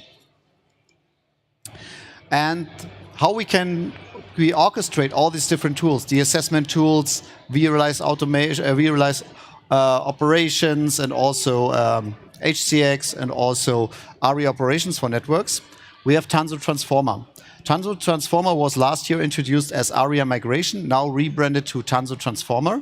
And it's just one console, one view, and you can do all the things. You can do discovery, you can do the logical grouping that you saw, you can do TCO, REO analysis. You can say, okay, this maybe migration costs me this and this when I migrate to this and this cloud. And you can also do planning with your departments and say, give me approvals and include this approval flow when the specific application can migrate it. And we can also do including Tanzu guardrails. So when you want to add compliances, when you say, okay, this application for compliance reasons should always run on this cloud or never on this cloud, you can also include the compliance stuff and also secure the application. And when we leverage HCX, when we want to say, okay, let's now migrate this VMs over, we orchestrate HCX for you with Tanzu Transformer. So we trigger HCX and say, now move the VMs from one data center to another. And you can also, when the migration is done, continuously monitor it with vRealize automation, vRealize operations, and which is now called ARIA Operations. And then we can say, okay, there is a better way to run it more cost effectively in the other cloud, or maybe there and there. Then we can move again and say, okay, we start the process from scratch. And now we can plan the next migration and found a better place, better cloud to run that. Okay, let's go into the demo of Tanzu Transformer. So we have here, this is the Tanzu Transformer UI. We see here, for example, we discovered 100 applications that contains 2,000 VMs. We added one vCenter. And we also see that this is a cloud console. We can access the cloud console via the VMware Cloud Service Portal. And for example, when we click in, we see all the other cloud services. We see ARIA operations. We see ARIA operations for networks, HCX. It's not only that we can access the different tools, but we can also get the data from. So when we say make a migration, we trigger HCX to do the migration. When we want to see groups, we see the groups. So, and also you can also see the other things, like for example, our collection proxies or collector VMs from ARIA operations for networks. We see them here in the view, and they will send their data, for example, the grouping data, the flow data, so we know which application belongs together. We can add all this, so we can onboard all your different installations you have. What we can also do is, we can say, for example, we have accounts in clouds like Azure, Google, etc. We can add these accounts, and so we can view also the context, what is in the clouds. And we can also start assessments and save the results. So, for example, assessments of an on-premise one. And now we can, for example, start a new assessment to look what is inside my on-premise data center. So as a source, I select on-premise data center. As a target, I can select, for example, AWS or VMC on AWS. And then I say, okay, I give them a nice name, for example, VMC VCN demo. And then I can start the assessment. So automatically we will analyze what kind of VMs are in, which VMs belongs together to which application. And I can make, for example, here the storage view. So I have high storage, medium storage, low storage. And I can also say, I can hover over and see which VMs belongs together, how is the name for the groups, see which VMs are in these groups. And I can also do filtering. For example, I can also say, filter me by tag. So if you use the vSphere vCenter tags, we can filter for vCenter tags if your application are there. Also, we can do search for memory or filter by vSphere clusters. If you want to do your migration cluster-wise, you can select the appropriate cluster and then you can migrate it. Or if you're working with vCenter folders, you can also filter by vCenter folders, and you only see this what has happened inside or which VMs are inside the folder container. And if you want to do it VLAN-wise, you can select VLAN. And for example, if you say you want to extend the networks, the VLAN to the public cloud, for example, VLAN 1, VLAN 2 to the public cloud, you extend the networks and you can do the migration VLAN-wise. And you can also recalculate TCO. So then we see, for example, hey, we have an AWS, VMC on AWS installation that cost me for this migration maybe 7 million in this case. And we can also work with the appropriate price that we get. So we can also say what cost me this when I do 1 year or 3 years, when I do monthly payment, when I do host type, which kind of host type. And I can also include the discount level.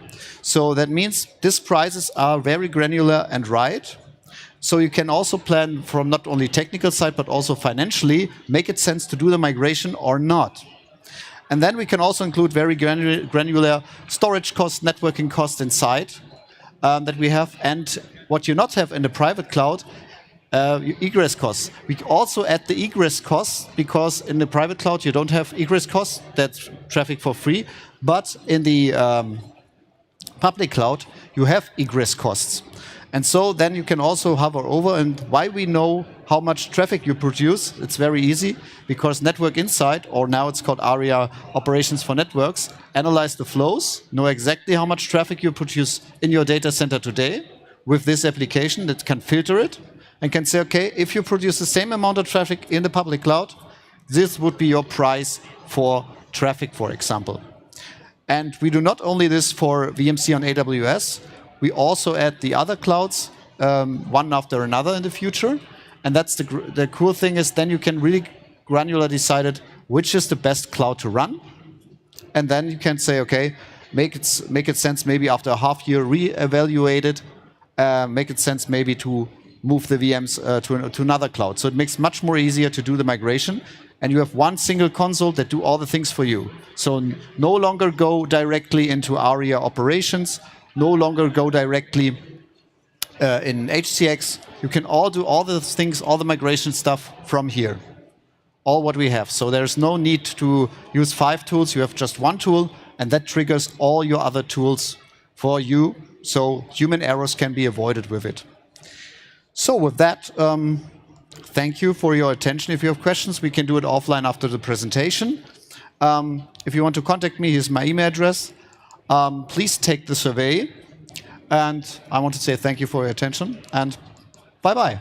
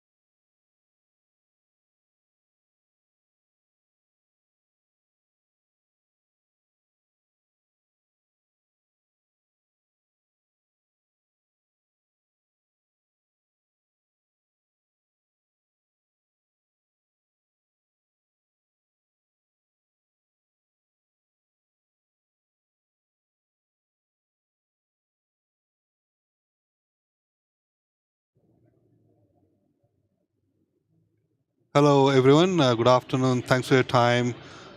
In this short presentation, I'm going to talk about VMware Cloud Director availability. It's a one product, but has two outcomes depending on you as a provider. What do you want to really do? Do you want to migrate your customer's workload to your own cloud, or you want to provide customer an ability to deliver a DR as a service? It could be between your own data centers, or it could be from customer data centers to your own data center. This is meant for the cloud providers, or VCPP, what we used to call in the past. So it allows you to really deliver these services very quickly, right? So when you talk about Cloud Director availability, we'll just go through a quick overview. What are the various integrations? What are the various components that we use and consume in this architecture, and how we make it happen along with the core features, and then definitely look at migration and DR workflows. So simple thing, even if you are doing it for the DR purpose, that's a end goal probably for you as a provider. But sometimes customers just say, hey, you know what, I would like to migrate my workloads to your cloud, and that's it. So one time thing, you do it, but then that gives you an opportunity to talk to your customer and say, hey, you know what, we are doing a migration, but if you really want to protect moving forward any of these workloads under a DR scenario, we can just use the same framework, same architecture, and enable those VMs DR protection when you are in the business. So one product with the two outcomes. So quickly, use case wise, again, as I said, you want to onboard and help customer to migrate workloads to your on-premise to your cloud environment as a disaster recovery scenario, or maybe customer wants to create and maintain and manage DR from your point of view as a provider. So there are three components that you will see that we use. Pretty much you are familiar probably with vCenter Server, certainly is required. Cloud Director, which is my cloud management portal or component, which will give me the multi-tenancy. So that's when it becomes a little critical. How do I really provide protection to those VMs which are in a multi-tenant type of cloud, right? And of course, Cloud Director service, if I have that as an option that I can also protect. Again, we want to keep it simple. It's all about simplicity. So that's where we are driving how quickly you can configure your environment that you want to protect or you want to migrate. Test it, because unless until you really do a testing of it, we don't want you to do a failover, right? And we want to make sure that you configure, you test, you verify, and then basically work with your customer and do the migration in a specific time window that is allocated by your customer, right? So advantages for the cloud providers. How many of you are cloud providers here? Can you raise your hands, please? Awesome, awesome. So Cloud Director availability are nothing new to you guys, probably. But again, you want to make sure that, advantages that you can look it up. It's more like integrated, has a lot of native integrations with it. Now, when we started initially as one option, but now looking at vast acceptance of this particular product that provider has shown us. So we have improvised it, and we are fine-tuning it as we move forward, because underlying platform, underlying various VMware products, they come up with various features. So we kind of leverage them when we are delivering this Cloud Director. Again, as I said, multi-tenant, and again, you as a provider, you got to have a focus on your workflows. Me as a typical customer, I have my tenant workflows as well. As a provider, you can manage everything, or you can deliver it to a customer, and customer will manage that particular protection for their VMs as per their need, and accordingly you will get paid, right? So depending on how you really want to deliver it as a service, there are two main workflows that we normally talk about.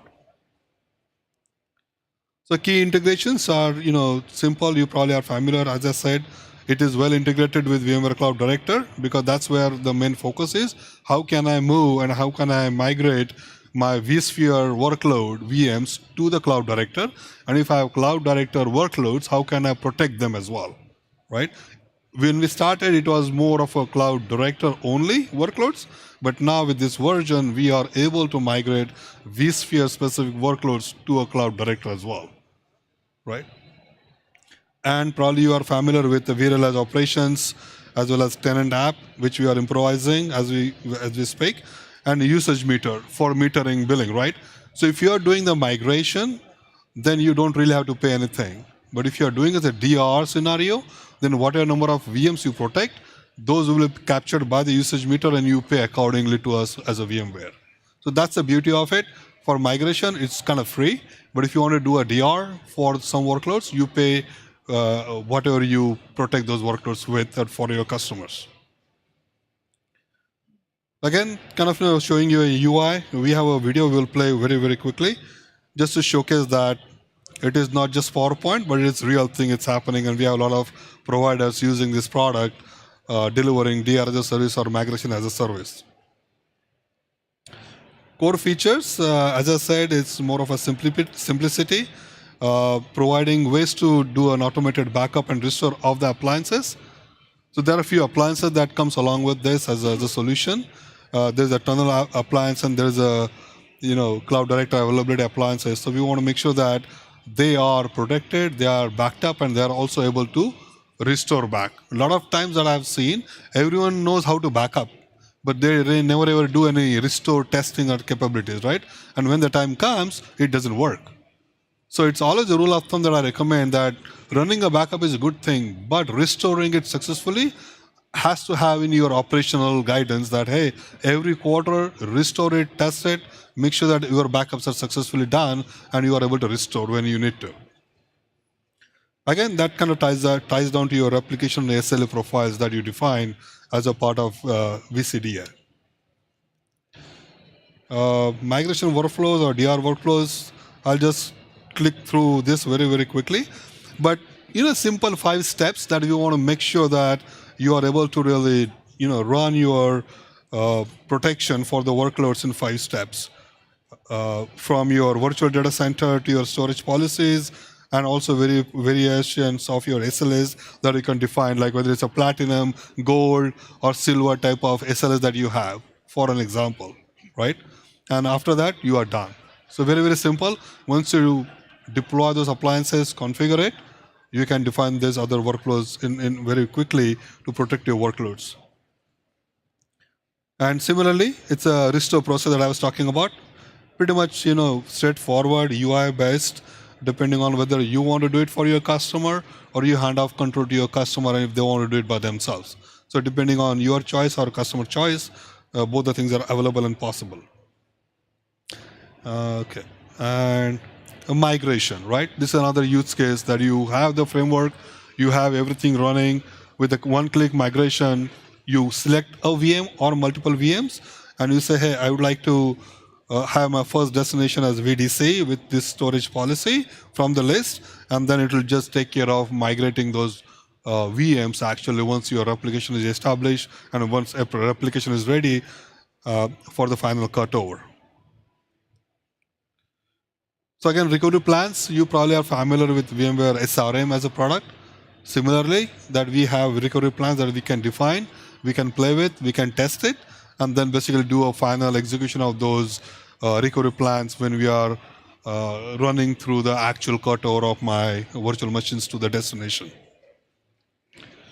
Again, this is very, very well use case. We are refining it, but a lot of customers have had issues with templates. So how can we replicate those templates using this particular tool as well? So if you have a global environment and if you want to replicate, an option is given here as well. Cloud Director is coming up with a Content Hub. Content Hub is also refining it, and we are going with the global Content Hub, which will help you replicate your templates really, really quickly and available across all the regions. So a typical, high-level diagram about if I have vSphere workloads and if I want to migrate them to my cloud or you as a provider to your cloud, you can do that very, very easily and seamlessly. It doesn't matter whether it's a VCDA-based workloads or not. Even if it's a vSphere-based workloads for your customer, you can migrate them to your data center in a multi-tenant environment as well, or just put it into the vSphere environment as well. And again, highlights, tunnel appliances, high availability was a key thing. That's where basically we do all the replication things and control it, the overall bandwidth. And the mode, we used to have active-passive, now you can have active-active mode. And that all the traffic that is being, going through this tunnel is all well balanced, right? And Again, if you have anyone running Cloud Director in clouds or Cloud Director service, it's available as well. And few of the features of vSphere migration that we did, bandwidth throttling, very important, public API. A lot of providers that we have seen, they have their own way of managing it through their different tools. So they have a way to really use API. So if you want to use API, you have an option to do it as well. And I think I'll just go quickly with few demos. So this is my recovery demo in terms of tenant perspective. So if I am an end user, if I am a customer, how do I do it?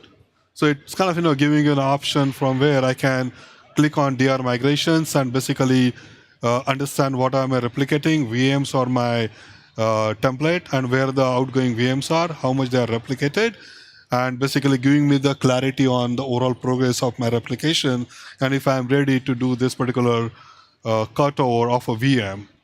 So protect our migrating workload, very easy, simple, intuitive, defined with a few parameters, and essentially it allows you to go really quickly.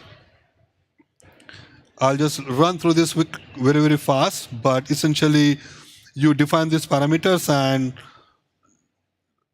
test your failover, test your configuration, and perform the failover when you are ready with your customer.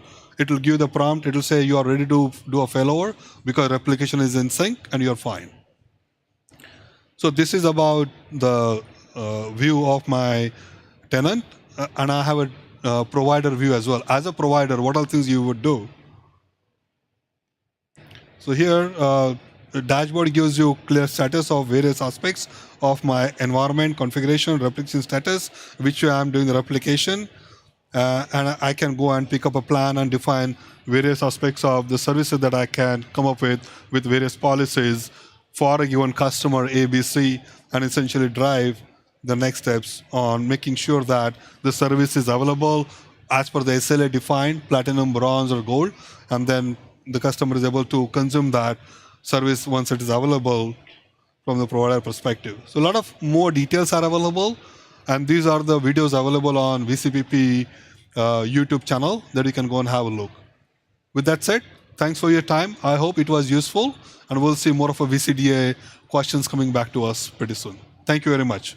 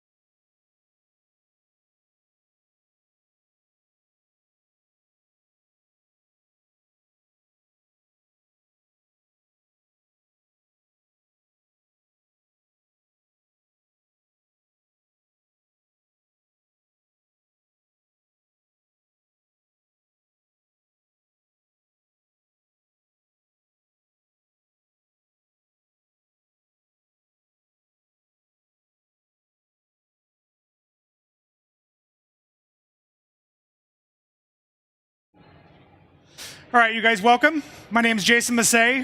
I'm with Sudhir here. We're going to talk about some vVols stuff. Who here is familiar with vVols? A little bit? Okay. So I'm going to give you a quick rundown on what vVols is, and then I'm going to let Sudhir talk about really what enables vVols to give you all of the array features for stuff like Oracle RAC or SQL or something like that. So really quickly, this is kind of an introduction here, but I want to jump through this so we can get into some information.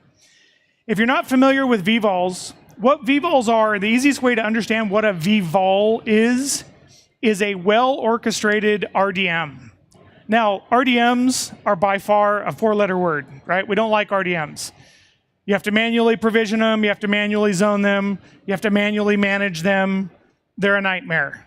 vVols works physically similar to an RDM in that a single object, a single VMDK, can be dedicated to an individual VM, but all of that manual process that you have with RDMs goes away with vVols. It's all managed in vSphere. But one of the big benefits with vVols is that you get all of the arrays features, not a subset like you might with VMFS or NFS. Now this kind of gives a little bit of a layout on kind of the overall architecture of how vVols work. When a storage administrator sets up vVols, you provision or allocate what we call a storage container. The storage container is a logical allocation of space. So when you actually provision vVols, you're not physically creating anything. You're just saying, I'm going to let vSphere use this amount of space.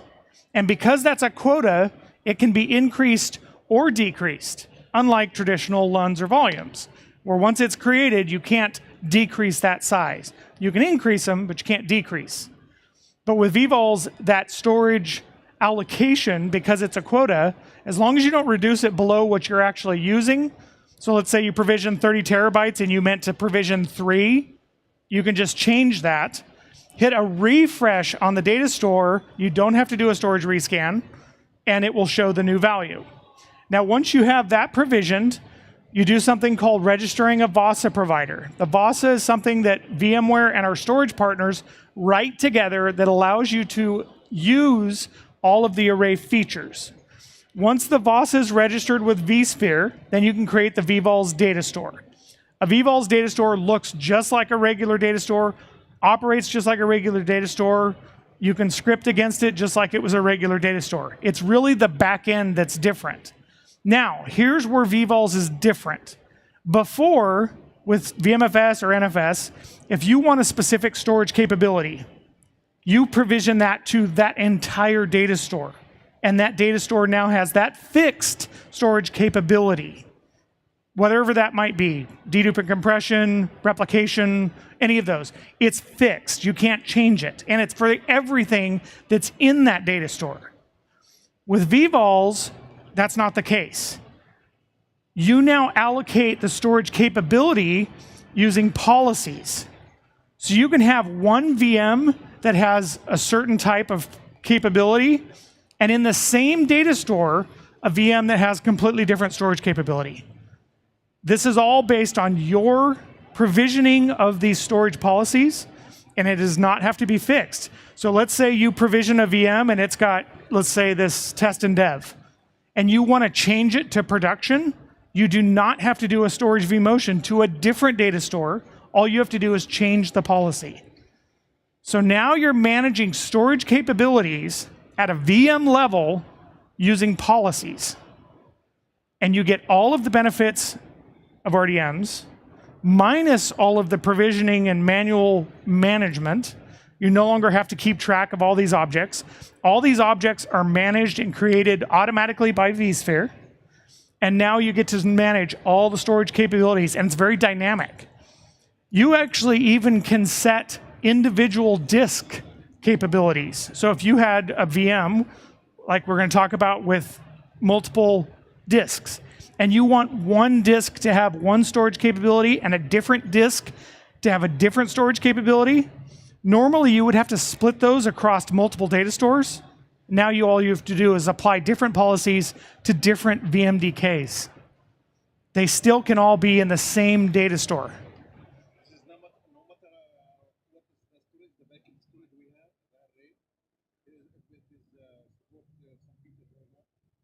So with vVols, the way that vVols works with the storage features is all of the array features get presented up to the VM level.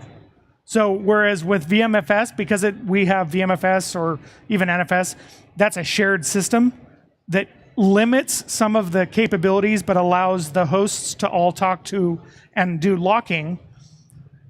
The vVol data store is not really a shared, it's a shared access. But the VMDKs, the actual VMDKs themselves, which are now a vVol object, are directly provisioned to a single VM or a subset of like a VM application. Okay? So the other big advancement that we did, which we announced this in vSphere 8, is we now also support NVMe over Fabrics with vVols. Now this is a perfect marriage of two awesome technologies, because with NVMe over Fabrics and NVMe, right? Each storage allocation is a namespace, which you can kind of think of that as a LUN or a volume. Well, now the way we've got this set up is that each vVol object is now its own namespace. And before, where I didn't really talk about the protocol endpoints, this goes into more technical detail. And I have all of this on core.vmware.com if you want to learn about this stuff. The protocol endpoint, which is kind of a proxy to the sub-objects, the vVol objects themselves, is now virtual, and none of this, all this architecture is automatically set up when you register with NVMe over Fabrics. So before you had to do a little bit of a manual configuration with the PE. With NVMe over Fabrics, it's all automatic. It's also very dynamic, and the reason I have this graphic here is multiple NVMe subsystems. So if your array controller supports multiple subsystems and even potentially the capability of across multiple arrays, vVols now has that built in to be able to migrate some of these namespaces or these vVol objects to different NVMe subsystems. Another big benefit that we did too with NVMe over Fabrics is we have in-band migration when you're doing vMotions between different objects. So before, if you do migrations or vMotions and stuff like that, in some cases, it goes through the VASA provider that I showed you before. Now with NVMe over Fabrics, it doesn't go through this out-of-band management, it actually goes through the in-band NVMe protocol. Some additional benefits there. So that was kind of a quick rundown on vVols. I can talk about vVols for like 2 hours, no problem. Is there any quick questions on what I've presented? No. Okay, I'm gonna hand it over to Sudhir now. All right, I'm gonna talk about some things blazingly very fast, right? But before I start, here's the thing. So Jason spoke to you guys about vVol, right? Very high level. Let me ask you this. Are there still RDM believers in the room here? Just let me know. That's okay. There's no shame in saying that, because I will transform those RDM believers into vVol believers, and here's how, right? But even before we do that, when you see this word Oracle here, just take it out and put SQL Server, right? Because the use cases are exactly the same. Take SQL Server out, put SAP, works like a charm. See, what happens is, when you start looking at these databases, right, aka Oracle, SQL Server, so on and so forth, there are multiple challenges we have. Everybody focuses on day one. They say, oh, you know what? Provisioning, installation, configuration. Trust me, that's easy. That's the easy part. The day two part, where you have to start doing backup, restores, recovery, cloning, patching, creating new instances. And I've been a database administrator for like 26 years before I joined VMware in 2012. So I come from the Oracle DBA, the database group of families, right? What happens is the day two operation basically takes a big chunk of work from any DBA's life, right? The fact that your databases are growing from leaps and bounds, you have that backup window. Let me give you an example, right? You have a company that works from 9 to 6 in the morning, and then 6 o'clock in the evening, the data warehousing job starts, goes all the way till 2 o'clock. You have a backup window from 2 to 5. 6 o'clock, people comes, the operator comes, and the work starts, right? You have 3 hours. You cannot say, I'm so sorry, my backup is going to spill over more than 3 hours, because guess what happens, right? Your shop floor will not open, and you or me probably will have to search for a new job. That's the whole thing about being a DBA, right?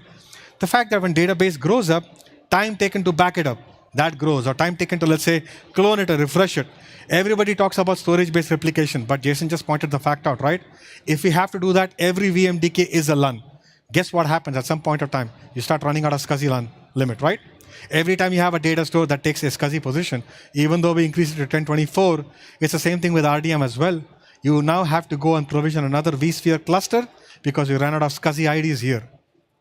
Right? Now let's look at a simple use case, right? Backup and restore.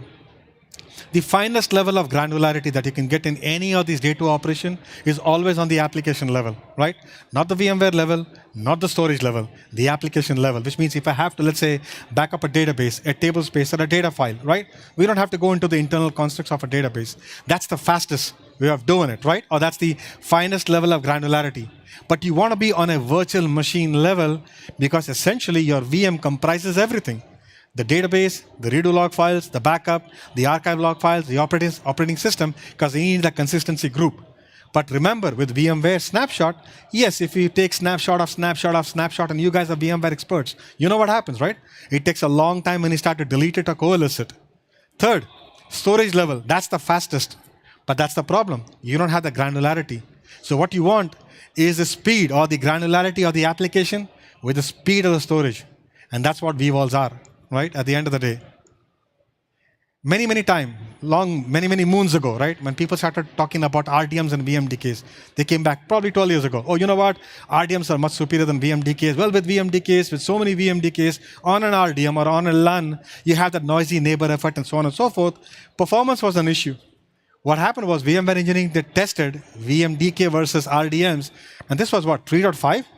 Or probably 3.0 or 5.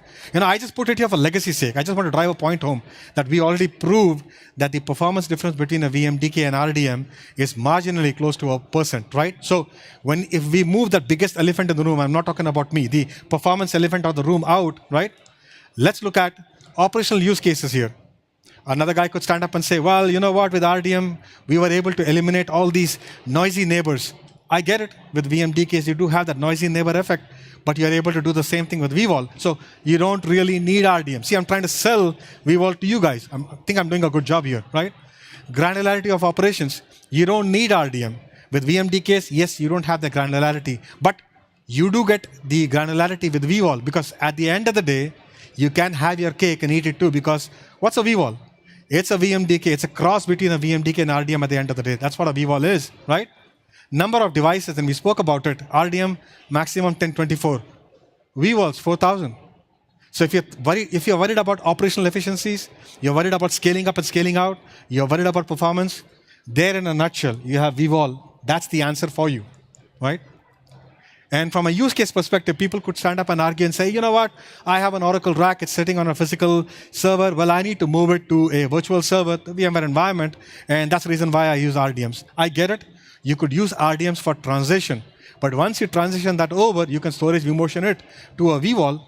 And there are use cases where with 8.0, U2, we are able to show how you can hot extend.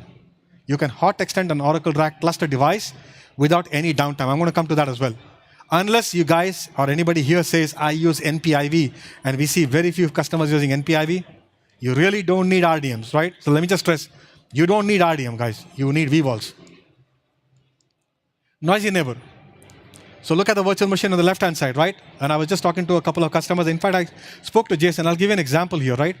Everybody knows what SIOC is. Everybody knows what NIOC is. I'm not going to talk to you guys about that. We know what shares are. We know what reservations are. We know what limits are, right? And we know exactly how to set SIOC. But there's a problem here in this slide.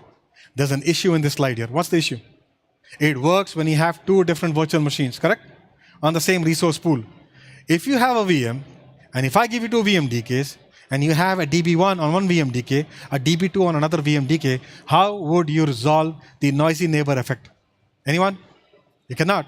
You got to use operating system device or the methods or mechanisms, or maybe on the Oracle side, use resource manager. You see the level of throttles that you guys have to set it up?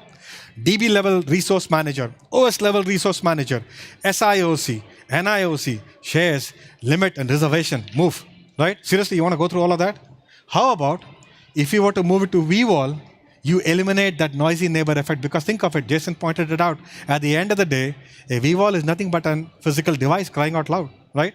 It has that VMDK layer on top of that. Underneath, it's a vVol. And you're not talking to the VMFS clustered file system. You're talking to the array directly. So performance, operation efficiency, noisy neighbor, cloning, patching, refreshing, and I can go on. And we actually wrote a paper on that as well, right? vVol is the answer to any of your application workload. Doesn't have to be Oracle at the end of the day. Let's look at DB restore here. Databases, Oracle databases, they are not 500 gigabytes or a terabyte, right? Typical Oracle DBS production database is 10 terabyte, 20 terabyte. If I have you to restore a 10 to 20 terabyte Oracle database, what are your options here? Oracle RMAN, man, that's going to take a long time, right? It's going to churn and churn and churn. You basically have to tell the DBS, come back tomorrow. Take a break. Come back tomorrow. You'll have your database, right? That's one way to do it. Second, back to his point, what if we use RDM for Oracle databases and we do the snapshot or the snap restore? Very fast. But hey, I'm introducing another problem here. SCSI run limit.